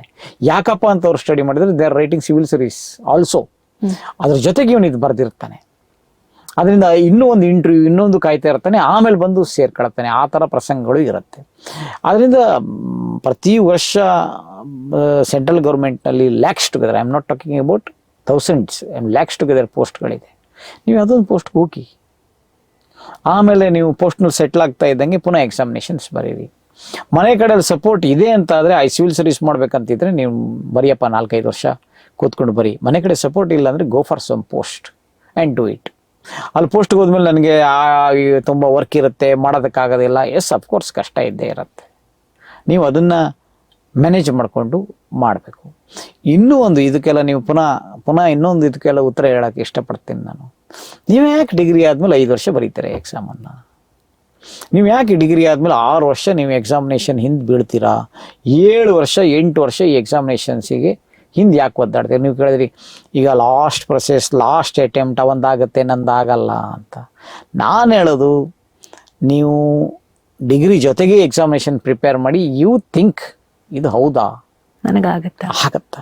ನಿಮ್ಗೆ ಆಗತ್ತೆ ಅಂದ್ರೆ ಒಂದು 3-4 ಅಟೆಂಪ್ಟ್ ಮಾಡಿಯಪ್ಪ ಡಿಗ್ರಿ ಆಗ್ತಾ ಇದ್ದಾಗೆ. ಡಿಗ್ರಿ ಆದಮೇಲೆ ಪ್ರಿಪರೇಷನ್ 2 ವರ್ಷ ಮತ್ತು ಬರೆಯೋಕೆ 1 ವರ್ಷ ಬ್ರೇಕು ಹಂಗೆ ತಗೊಂಡ್ರೆ ಆಗಲ್ಲ. You prepare like a Biharis, you prepare like a Uttar Pradesh, you prepare like a north Indian students. ಅವ್ರ ಥರ ನೀವು ಅರ್ಲಿ ಏಜಸ್ನಲ್ಲಿ ನೀವು ಪ್ರಿಪೇರ್ ಮಾಡಿದ್ರೆ ಅರ್ಲಿ ಸಕ್ಸಸ್ ಬರುತ್ತೆ. ಇಲ್ಲ ಸಕ್ಸಸ್ ಬರುತ್ತಾ ಇಲ್ಲೋ ಅನ್ನೋದು ಗೊತ್ತಾಗುತ್ತೆ. ಸಕ್ಸಸ್ ಬರಲ್ಲ ಅಂತಂದರೆ change a line, go somewhere, do something. ನನ್ನಲ್ಲಿ ಕೋಚಿಂಗ್ ಬಂದವ್ರು ನಾನು ಹೇಳೋಕ್ಕೆ ಇಷ್ಟಪಡ್ತೀನಿ, ಎಷ್ಟೋ ಜನ ದೆರ್ ಆರ್ ಓನ್ಲಿ ಹಾರ್ಡ್ಲಿ ಒಂದು 25% ಜನ ಸಕ್ಸಸ್ ಆಗಿರ್ಬೋದು. The lot of ours others, Pradeep Eshwar also my candidate, my student. MLA ಇದ್ದಾರೆ, ಇನ್ನೊಬ್ರು ಯಾರೋ ಐ ಥಿಂಕ್ ಮತ್ತೊಬ್ರು ಯಾರೋ MLAs ಇದ್ದಾರೆ, ಪೊಲಿಟಿಕ್ಸ್ನಲ್ಲಿದ್ದಾರೆ. There are so many the big business mans are there, contractors are there, so many there ಸಾಫ್ಟ್ವೇರ್ಗಳನ್ನ start ಮಾಡ್ಕೊಂಡಿದ್ದಾರೆ. ಯಾರು ಇದೇ ನನ್ನ ಜೀವನ ನಿಂತೋಯ್ತು ಅಂತ ಊಟ ಇಲ್ಲದೆ ತಿಂಡಿ ಇಲ್ಲದೆ ಉಪವಾಸ ಬಿದ್ದು ಯಾರೂ ಸತ್ತೋಗಿಲ್ಲ. ಎಲ್ರಿಗೂ ಜೀವನ ದೇವರು ಒಂದು ಕೊಟ್ಟಿರ್ತಾನೆ. ಹುಟ್ಟಿಸದ ದೇವರು ಹುಲ್ಲು ಮೇಯಿಸ್ದಿರೋನೆ ದಟ್ಸ್ ಎ ರಾಂಗ್ ಇದು ಏನು ಕಾನ್ಸೆಪ್ಟು. ಏನಾದರೂ ಕೊಟ್ಟಿರ್ತಾನೆ, ಏನೋ ಒಂದು ಕಡೆ ಭವಿಷ್ಯ ಬರ್ದಿರ್ತಾನೆ. ಆ ಭವಿಷ್ಯ ಅನ್ನತಕ್ಕಂಥದ್ದು ನಿಮ್ಮ ವಿಷನ್ಗಳು ಸರಿಯಾಗಿರುತ್ತೆ. ಬಟ್ ನಾನೇನು ಹೇಳೋಕ್ಕೆ ಇಲ್ಲಿ ಇಷ್ಟಪಡ್ತೀನಿ ಅಂದರೆ, ಸಿವಿಲ್ ಸರ್ವಿಸ್ ಅಂತ ನೀವು ಪ್ರಿಪೇರ್ ಮಾಡ್ತೀರಿ ನೋಡಿ, ಆ ಪ್ರಿಪರೇಷನ್ನು ನಿಮ್ಗೊಂದು ಅಗಾಧವಾದಂಥ ನಾಲೆಜನ್ನು ತಿಳಿಸ್ಕೊಡುತ್ತೆ. ನಿಮ್ಮ ಲೈಫನ್ನು ಆ ನಾಲೆಜ್ಗಳು ತುಂಬ ಚೇಂಜಸ್ ಮಾಡುತ್ತೆ. ಆ ನಾಲೆಜ್ಗಳು ನೀವು ಸಮಾಜವನ್ನು ನೋಡತಕ್ಕಂಥ ದೃಷ್ಟಿಕೋನಗಳನ್ನು ಚೇಂಜ್ ಮಾಡುತ್ತೆ. ಆ ಟ್ರೈನಿಂಗ್ ಅನ್ನೋದು ನಿಮ್ಮನ್ನು one of the best civil citizen ಆಗಿ ಮಾಡುತ್ತೆ. It may be somewhere it's fail our self, we are fail to become a civil servant, instead of that we are a become a best citizen ಅಂತೂ ಇಷ್ಟಂತೂ ಮಾಡಬಲ್ಲದು. ಆದ್ದರಿಂದ knowledge ಅನ್ನೋದಿದೆಯಲ್ಲ, knowledge is power. ಆ knowledge ನಿಮಗೆ ಎಲ್ಲೋ ಒಂದು ಕಡೆ ನಿಮ್ಮ ಕೆಲಸದಲ್ಲಿ, ನಿಮ್ಮ ಜೀವನದಲ್ಲಿ ಶಕ್ತಿ ಕೊಡುತ್ತೆ, ಸೋಲಕ್ಕೆ ಬಿಡಲ್ಲ. ಮತ್ತು ನೋಡಿ, ಈಗ ಹೊಸ ಅದು ಏನಿತ್ತು ಈಚೆಗೆ ಒಂದು 6-7 ವರ್ಷದಿಂದ ಈಗ ಈ ಸಿವಿಲ್ ಸರ್ವಿಸಿಗೆ ಅನ್ಸಕ್ಸಸ್ಫುಲ್ ಸ್ಟೂಡೆಂಟ್ಸ್ ಇದು ಡೇಟಾ ರಿಲೀಸ್ ಮಾಡ್ತಾ ಇದ್ದಾರೆ. ಅವರಿಗೆ ಎಲ್ಲ ಕಾರ್ಪೊರೇಟ್ಗಳು ಅವ್ರ ಹಿಂದೆ ಬಿದ್ದಿದ್ದಾರೆ. Unsuccessful candidate of civil service ಅವ್ರು ಡೇಟಾ ರಿಲೀಸ್ ಮಾಡ್ತಾ ಇದೆ ಗೌರ್ಮೆಂಟು. ಅವ್ರನ್ನ ಕರೆದು ಒಳ್ಳೊಳ್ಳೆ ಪೋಸ್ಟ್ಗಳನ್ನ ಕೊಡ್ತಾ ಇದೆ ಇವತ್ತು ಕಾರ್ಪೊರೇಟ್ಗಳು. ಅಂದ್ರೆ those are doing civil service, they are the most hard working fellows of this country ಅಂತ ಕಾರ್ಪೊರೇಟ್ಗಳು ಅವ್ರನ್ನ CEOಗಳು ಮಾಡ್ತಾ ಇದ್ದಾರೆ, ಇನ್ ದ ಟಾಪ್ ಪೋಸ್ಟ್ಸ್ ಕೊಡ್ತಾ ಇದ್ದಾರೆ, ಮಾರ್ಕೆಟಿಂಗ್ ಹೆಡ್ ಮಾಡ್ತಾ ಇದ್ದಾರೆ. ದಟ್ ಈಸ್ ಇದು ಬಿಟ್ಟು ಇನ್ನೇನು ಬೇಕು ನಿಮಗೆ? ಅಂದ್ರೆ government and corporate is recognised. Those who are preparing for civil servant, those who are gone for the interview, up to interview, is one of the most hardworking fellow of this country. ಇದಕ್ಕಿಂತ ಜಾಸ್ತಿ ಏನು ಬೇಕು? You can success. Yes, ಒಂದು knowledge is power, ಇದೊಂದು powerful line. ಇನ್ನೊಂದು, ಗೆದ್ದವನಿಗೆ ಇರೋದು ಒಂದೇ ದಾರಿ, ಸೋತವನಿಗೆ 1000 ದಾರಿ. ಅವನು ಸೃಷ್ಟಿ ಮಾಡ್ಕೋಬೇಕು. ಅದು ಇನ್ನೊಂದ್ ತರ ಚಾಲೆಂಜ್. ಖಂಡಿತ 100%. ಎಷ್ಟು ವಿಚಾರಗಳನ್ನ ತಿಳಿಸ್ಕೊಟ್ರಿ. ಬಹುಶಃ ಯಾರಾದ್ರೂ UPSC ಆಸ್ಪಿರೆಂಟ್ಸ್ ಇದ್ರೆ, ನಾನು ಸಕ್ಸಸ್ಫುಲ್ ಆಗ್ಬೇಕು ಅನ್ನೋರಿದ್ರೆ ಅವ್ರಿಗೆ ಖಂಡಿತ ಹೆಲ್ಪ್ ಆಗುತ್ತೆ ಅಂತ ಅನ್ಕೊಂಡಿದೀನಿ. ಒಂದು ರ್ಯಾಪಿಡ್ ಫೈರ್ ರೌಂಡ್ ಮಾಡೋಣ. ಖಂಡಿತ ಸರ್. ಈಗ UPSC ಪರೀಕ್ಷೆ ಕಷ್ಟನಾ ಅಥವಾ ಜೀವನದಲ್ಲಿ ಬರುವ ಪರೀಕ್ಷೆಗಳು ಕಷ್ಟವಾ? ನೀವು ಹೇಗೆ ತಗೊಳ್ತೀರಿ ಹಾಗೆ ಅಷ್ಟೇ ಹೇಳಬೇಕು ಅಥವಾ ಏನಾದ್ರು ಎಕ್ಸ್ಪ್ಲೇನ್ ಮಾಡ್ಬೇಕು? ಎಕ್ಸ್ಪ್ಲೇನ್ ಮಾಡಿ. ನೀವು ಜೀವನವನ್ನು ಹೇಗೆ ತಗೊಳ್ತೀರಿ ಹಾಗೆ. ನೀವು ನೋಡಿ, ಜೀವನ ಕಷ್ಟ ಅಂದ್ರೆ ಅದು ಕಷ್ಟ. UPSC ಎಕ್ಸಾಮಿನೇಷನ್ ಕಷ್ಟ ಅಂದ್ರೆ ಕಷ್ಟ. ನಿಮಗೆ ಬೆಂಗಳೂರಿನಲ್ಲಿ ಟ್ರಾಫಿಕ್, ಅದಕ್ಕೋಸ್ಕರ ನಾನು ಲೇಟ್ ಬಂದೆ ಅಂತ. ಬೆಂಗಳೂರಲ್ಲಿ ಟ್ರಾಫಿಕ್ ಇದೆ ಅಂತ ಎಲ್ರಿಗೂ ಗೊತ್ತು. ಯು ಹ್ಯಾವ್ ಟು ಅದು reason ಎಸ್, ಅಲ್ವಾ? ಅದು ರೀಸನ್ ಅಲ್ಲ. ಹಾಗಾಗಿ ನೀವು ಜೀವನ ಕಷ್ಟ ಅಂತ ಎಣಿಸ್ಕೊಂಡ್ರೆ ಕಷ್ಟ. ಅದಕ್ಕೆ ನೀವು ಕಷ್ಟ ಅಂತ ಎಣಿಸ್ಕೋಬೇಡಿ. ಜೀವನನ ನಾನು ಎಂಜಾಯ್ ಮಾಡ್ತಾ ಇದ್ದೀನಿ, ಇದೆಲ್ಲ ಇರುತ್ತೆಪ್ಪ, part of life. Part of life. ರೋಡಲ್ಲಿ ಹೋಗುವಾಗ ಫುಟ್ಪಾತ್ ಚೆನ್ನಾಗಿರುತ್ತೆ, ಒಂದ್ ಕಡೆ ಫುಟ್ಪಾತ್ ಚೆನ್ನಾಗಿರಲ್ಲ, ಒಂದ್ ಕಡೆ ಹಳ್ಳ ಇರುತ್ತೆ, ಇನ್ನೊಂದ್ ಕಡೆ ಕರೆಂಟು ವೈರ್ಗಳು ಬಂದಿರ್ತವೆ. ನನ್ನ ಜಾಗ್ರತೆಯಲ್ಲಿ ನಾನು ಹೋಗ್ಬೇಕು. ಸ್ವಲ್ಪ ನೋಡ್ಕೊಂಡು ಹೋಗಿ, ನೋಡ್ಕೊಂಡು ಹೋದ್ರೆ ಸರಾಗವಾಗಿ ಹೋಗ್ಬೋದು. ಸರ್, ಈಗ ನಿಮ್ಗೆ ಇವತ್ತು ಒಂದು IAS ಅಥವಾ IPS ಎರಡು ಆಯ್ಕೆಗಳು ಬಂದ್ರೆ ಯಾವ ಹುದ್ದೆನ ಆಯ್ಕೆ ಮಾಡ್ಕೋತೀವಿ? ನಾನು IAS ಹುದ್ದೆನ ಆಯ್ಕೆ ಮಾಡ್ತೀನಿ ಬಂದ್ರೆ. ಯಾಕಂದ್ರೆ we can do lot of administrational changes and we can do helps and ಡಿಸರ್ವಿಂಗ್ನವರಿಗೆ ನಾವು ತುಂಬ ಸಹಾಯ ಮಾಡ್ಬೋದು. ಭಾಳಷ್ಟು ಜನಕ್ಕೆ IPS ನಲ್ಲಿ ಪವರ್ ಇದೆ, ಪೊಲೀಸಿಂಗ್ ಅಂತ. ಆಫ್ ಕೋರ್ಸ್ ಇದೆ. ನೀವು ಅಲ್ಲಿ ಏನು ಕಳ್ಳರ ಜೊತೆನೆ ಜಾಸ್ತಿ ಕೆಲಸ ಮಾಡಬೇಕು, ಕ್ರೈಮ್ಸ್ ಜಾಸ್ತಿ ಇರುತ್ತೆ. ಇಲ್ಲಿ ವೆಲ್ಫೇರ್ ಇರುತ್ತೆ. Yes sir. UPS ಪ್ರಿಲಿಮ್ಸ್ ಹೆಚ್ಚು ಸವಾಲಿನದ್ದು ಅಂತ ನಿಮ್ಗೆ ಅನ್ಸುತ್ತಾ ಅಥವಾ ಇಂಟರ್ವ್ಯೂವಾ? ಯಾವ ಚಾಲೆಂಜ್? ಪ್ರಿಲಿಮ್ಸ್ ಸವಾಲಿನಿತ್ತು. ಇಂಟರ್ವ್ಯೂಗೆ ಹೋಗೋ ಹೊತ್ತಿಗೆ ನೀವು ಮಾಗಿರ್ತೀರಿ, ನಿಮ್ಗೆ ಗೊತ್ತಿರುತ್ತೆ, ಎಕ್ಸ್ಪೀರಿಯನ್ಸ್. ಎಕ್ಸ್ಪೀರಿಯನ್ಸ್ ಆಗಿರುತ್ತೆ. ಇಂಟರ್ವ್ಯೂ ಅಂತ ಸವಾಲದ್ದು ಅಂತ ಹೇಳೋದಕ್ಕೆ ನಾನು ಇಷ್ಟಪಡಲ್ಲ. ಬಟ್ ನಾವು ಇಂಟರ್ವ್ಯೂಗೆ ಒಂದು ವರ್ಡಿಂಗ್ಸ್ ಹೇಳ್ತೀವಿ, mother of all the battles ಅಂತ ಕರಿತೀವಿ ಇಂಟರ್ವ್ಯೂ. ಏನಿಷ್ಟು ಯುದ್ಧ ಮಾಡ್ಕೊಂಡು ಬಂದಿದ್ಯಲ್ಲ ನೀನು, ಪ್ರಿಲಿಮ್ಸ್ ಬರ್ದ್ಯಾ, ಅಯ್ಯೋ ಏನೋ ಹೆಂಗೋ ಮಾಡಿ ಕಷ್ಟಪಟ್ಟು ಓದಿ ಸಕ್ಸಸ್ ಆದ್ಯಾ, ಆಯ್ತು. ಆಮೇಲೆ ಮೇನ್ಸ್ ಬರ್ದು ಹೆಂಗೋ ಇಂಟ್ರಿಗೆ ಓದಿಯಾ. ಈಗ ನೋಡು, this is called as a mother of all the battles. ಕೊನೆಯ ಹಂತದ ಯುದ್ಧದಲ್ಲಿ ಇದೆ, ಚೆನ್ನಾಗಿ ಹೊಡೆದ್ಬಿಡು ಅಂತ. ಅಂದರೆ interview is showcasing yourself. ಈಗ ನಾವಿಬ್ರು ಇಂಟರ್ವ್ಯೂ ಕೂತಾಗ ನಾನು I have to showcase myself. ನನ್ನನ್ನು ಯಾಕೆ ಸರ್ಕಾರ ತಗೋಬೇಕು ಅಂತ ನನಗೆ ಶೋಕೇಸ್ ಮಾಡಬೇಕು. ನೋಡು, ಈ ಥರ ತಗೊಂಡು ನನಗೆ ಈ ಥರ ಎಬಿಲಿಟೀಸ್ ಇದೆ, ನನಗೆ ಈ ಥರ ಕೆಪಾಸಿಟೀಸ್ ಇದೆ, ಮೈ ನಾಲೆಜ್ ಈ ಥರ ಇದೆ, ಅಥವಾ ಮೈ ಬ್ಯಾಕ್ಗ್ರೌಂಡ್ ಈ ಥರ ಇದೆ, ನಾನು ಈ ಥರ ಸರ್ವಿಸ್ ಮಾಡ್ಬೋದು, ಐ ಮೀ ಲೀಡರ್ ಅನ್ನೋದನ್ನು ನಾನು ಎಷ್ಟಿದೆ ಅನ್ನೋದು ಮುಖ್ಯ ಅಲ್ಲ, ಆ ಟೈಮಲ್ಲಿ ಅದನ್ನ ಶೋಕೇಸ್ ಮಾಡಬೇಕು. ಇನ್ನೊಂದು, interview is not at all test of the knowledge. Interview is the test of the personality. Personality important. ಇದು ಹಾಫ್ ಪರ್ಸನಾಲಿಟಿನ, ಅಥವಾ ನೀವು IAS ಆಫೀಸರ್, ಸೀನಿಯರ್ IAS ಆಫೀಸರ್ಸ್ಗಳು, ಅಥವಾ IPS ಆಫೀಸರ್ಸ್ಗಳು, ಅಥವಾ ಲೆಫ್ಟಿನೆಂಟ್ ಜನರಲ್, ಅಥವಾ ಜನರಲ್ಸು, ಅಥವಾ ಸಬ್ಜೆಕ್ಟ್ ಎಕ್ಸ್ಪರ್ಟ್ಸ್, ಈ ಥರ ಇಂಟರ್ವ್ಯೂನಲ್ಲಿ ಕೂತಿರ್ತಾರೆ. ಒಂದು 6-7 ಜನ ಕೂತಿರ್ತಾರೆ. ನೀವು ಅರ್ಧ ಗಂಟೆ ಮಾತಾಡ್ತಾ ಇದ್ದಾಗೆ ನಿಮ್ಮ ಬಗ್ಗೆ ಗೊತ್ತಾಗ್ಬಿಡುತ್ತೆ ನೀವು ಇಷ್ಟೇ ಅಂತ. ಅವರೊಂದು ಮಾರ್ಕ್ ಏನು ಹಾಕ್ತಾರಲ್ಲ, ಸಚ್ ಎಕ್ಸ್ಪೀರಿಯನ್ಸ್ಡ್ ಪರ್ಸನ್ಸ್. ನೀವು ಎಷ್ಟು ಸುಳ್ಳು ಹೇಳ್ತಾ ಇದ್ದೀರಿ, ನೀವು ಸೈಕಾಲಜಿಕಲಿ ಆಗಿ ಎಷ್ಟು ಸ್ಟ್ರಾಂಗ್ ಇದ್ದೀರಿ, ನಿಮ್ಮ ಪರ್ಸನಾಲಿಟಿ ಹೆಂಗಿದೆ ಅಂತ ಗೊತ್ತಾಗ್ಬಿಡತ್ತೆ. ಅದರಿಂದ interview is also important, but prelims, ಯಾಕಂದರೆ ಅದಿಲ್ಲ ಅಂದ್ರೆ ಮೇಲಕ್ಕೆ ಹೋಗೋಕ್ಕೆ ಆಗಲ್ಲ. ಎಸ್. ಪ್ರತಿ UPSC ಕ್ಯಾಂಡಿಡೇಟ್ ಕಡ್ಡಾಯವಾಗಿ ಬೆಳೆಸ್ಕೊಳ್ಳೇಬೇಕಾದಂತ ಒಂದು ಅಭ್ಯಾಸ ಅಥವಾ 3 ಅಭ್ಯಾಸ ಇದೆ. ಒಂದು ಅಭ್ಯಾಸ ಪ್ರತಿ UPSC ಕ್ಯಾಂಡಿಡೇಟ್ ಓದಬೇಕು. Reading is the must. ಅವನಿಗೆ ರೀಡಿಂಗ್ ಶುಡ್ ಬಿ ಹಾಬಿ ಅಂತ ಆಗಿರ್ಬೇಕು. 2ನೇದು ಟೈಮ್ ಮ್ಯಾನೇಜ್ಮೆಂಟ್ ಮಾಡೋದಕ್ಕೆ ಗೊತ್ತಿರಬೇಕು ಅವನಿಗೆ. 3ನೇದು ಕನ್ಸಿಸ್ಟೆನ್ಸಿ. ಇವತ್ತು 10 ಗಂಟೆ ನೀವು ಹೇಳಿದ 16 ಗಂಟೆ ಅಂತಾರಲ್ಲ, 12 ಗಂಟೆ ಓದೇ ಬಿಟ್ನಪ್ಪ ನಾನು ಇವತ್ತು, ನಾಳೆ ಮಲಗಿಬಿಡ್ತಾನ ಅವನು. ನಿನ್ನೆ 12 ಗಂಟೆ ಓದಿದ್ನಲ್ಲ, ಕನ್ಸಿಸ್ಟೆನ್ಸಿ ಇರಲ್ಲ. ಎಲ್ಲ ದಿವಸ 7 ಗಂಟೆ ಓದ್ರಿ ಸಾಕು, ಅಥವಾ 6 ಗಂಟೆ ಓದ್ರಿ. 6 ಅವರ್ಸ್ ಸ್ಟಡಿ ಮಾಡಿರಿ ಕ್ಲೀನಾಗಿ. 1 ಅವರಿಗೆ ಒಬ್ಬ ಸಾಧಾರಣ ಅಂದರೆ ಎಬೋವ್ ಎವರೇಜ್ ಸ್ಟೂಡೆಂಟ್ಸ್ ಅಂತ ನಾವು ಕರಿತೀವಿ, not intelligent. Above average students 1 hour 18 pages ಓದ್ಬೋದು. ಸ್ವಲ್ಪ ರೀಡಿಂಗ್ ಸ್ಪೀಡ್ ಇದ್ರೆ ನೀವು 20 ಪೇಜಸ್ ಓದ್ಬೋದು. 20 into 5 hours ಓದಿದ್ರು 100 ಪೇಜ್ ಮುಗಿಸ್ಬಿಡ್ತೀರಿ ಒಂದು ದಿವಸಕ್ಕೆ. ನಿಮ್ಗೆ ಏನಪ್ಪ NCERT ಬುಕ್ಸ್ ಎಷ್ಟಿರುತ್ತೆ, 160 ಪೇಜಸ್ ಇರುತ್ತೆ. ಮ್ಯಾಕ್ಸಿಮಮ್ ಅಂದರೆ 220 ಪೇಜಸ್ ಇರುತ್ತೆ. If you read properly 18 hours is enough to read your 6 or 7 standard. ಅದನ್ನೇ ಅವನು ಏನು 1 ವರ್ಷದಿಂದ ಹೇಳ್ತಾನೆ, NCERT ಓದ್ತೇನೇ ಇದೀನಿ ಸರ್ ಅಂತ. No, it is not required. Planning ಇರಬೇಕು, ಮುಗಿಸ್ಬೇಕು. One reading it is not possible to the memorise the all the things. 3 readings are required. Yes. ಈಗ UPSC ಎಕ್ಸಾಮ್ ಬಗ್ಗೆ ಇರುವ ಯಾವ ಒಂದು ಮಿತ್ ಅಥವಾ ತಪ್ಪು ಕಲ್ಪನೆಯನ್ನ ನೀವು ಬ್ರೇಕ್ ಮಾಡೋದಕ್ಕೆ ಇಷ್ಟಪಡ್ತೀರಾ? UPSC ಎಕ್ಸಾಮ್ ಬಗ್ಗೆ lot of myths are there in public. ಅಲ್ಲಿ ಇನ್ಫ್ಲುಯೆನ್ಸ್ ನಡೆಯುತ್ತೆ ಅಂತ. This never. ನಿಮ್ಮ KPSC ಎಕ್ಸಾಮಿನೇಷನಲ್ಲಾದರೂ, ಎಕ್ಸಾಮಿನೇಷನಲ್ಲೇ ಇಂಟ್ರಿ ಪ್ರೊಸೆಸ್ನಲ್ಲಿ ಇನ್ಫ್ಲುಯೆನ್ಸ್ ನಡೀಬೋದು. ಇಲ್ಲಿ ಭಾಳಷ್ಟು ಜನರಿಗೆ ಒಂದು ಮಿತ್ ಇದೆ, ಅದು ನಾರ್ತ್ ಇಂಡಿಯನ್ಸೇ ಆಗ್ತಾರೆ, ಅಲ್ಲಿ ಇನ್ಫ್ಲುಯೆನ್ಸ್ ನಡೆಯುತ್ತೆ ಅಂತ. 100% ದಟ್ ಈಸ್ ದ ಮಿತ್. ನಿಮಗೆ ನೀವು ಯಾವ ಬೋರ್ಡಿಗೆ ಹೋಗ್ತೀರಿ ಅನ್ನೋದೇ ನಿಮ್ಗೆ ಗೊತ್ತಿರೋದಿಲ್ಲ. ಬಿಫೋರ್ 5 minutes ಬದಲು there are 7 to 8 boards in UPSC examinations. ಆ ಬೋರ್ಡ್ನಲ್ಲಿ ನೀವು ಒಂದು ಚೀಟಿ ತೆಗೆದಾಗ ನಿಮ್ಗೆ ಗೊತ್ತಾಗುತ್ತೆ board number 6 board number 5 board number 4 ಅಂತ. ನೀವು ಹೋಗುವಾಗ beauty of this examinations is ಬೋರ್ಡಲ್ಲಿ ಕೂತವ್ರಿಗೆ ಯಾರಿಗೂ ಕೂಡ ನೀನು ಎಷ್ಟು ಮಾರ್ಕ್ ತೆಗೆದಿದ್ಯಾ ಅಂತ ಗೊತ್ತಿರಲ್ಲ. Okay, that is the beauty. ನೀವು ಇಷ್ಟು ಓದಿ ಹ್ಯಾವಿಂಗ್ 800 ಮಾರ್ಕ್ ಆರ್ 700 ಮಾರ್ಕ್ಸ್ ಅಂತಿದ್ರೆ ಓಕೆ, ಇವನಿಗೆ 120 ಕೊಟ್ಟರೆ ಇವನು IAS ಆಗ್ತಾನೆ, 180 ಕೊಟ್ಟರೆ ಇವನು IAS ಆಗ್ತಾನೆ, 140 ಕೊಟ್ಟರೆ ಇವನು IPS ಆಗ್ತಾನೆ ಅನ್ನೋ ಏನೋ ಒಂದು ಬೋರ್ಡ್ ನಾವು ಕೂತವ್ರಿಗೆ ನಮಗೊಂದು ಐಡಿಯಾಸ್ ಇರುತ್ತೆ. ನಿಮ್ಮ ಮಾರ್ಕೇ ಗೊತ್ತಿಲ್ಲ ನಮಗೆ, ನಿಮ್ಗೆ ಎಷ್ಟು ಕೊಟ್ಟರೆ ನೀವು ಏನಾಗ್ತೀರಿ ಅನ್ನೋ ಪ್ರಶ್ನೆ ಗೊತ್ತಿಲ್ಲ. As per your personality they are giving the marks.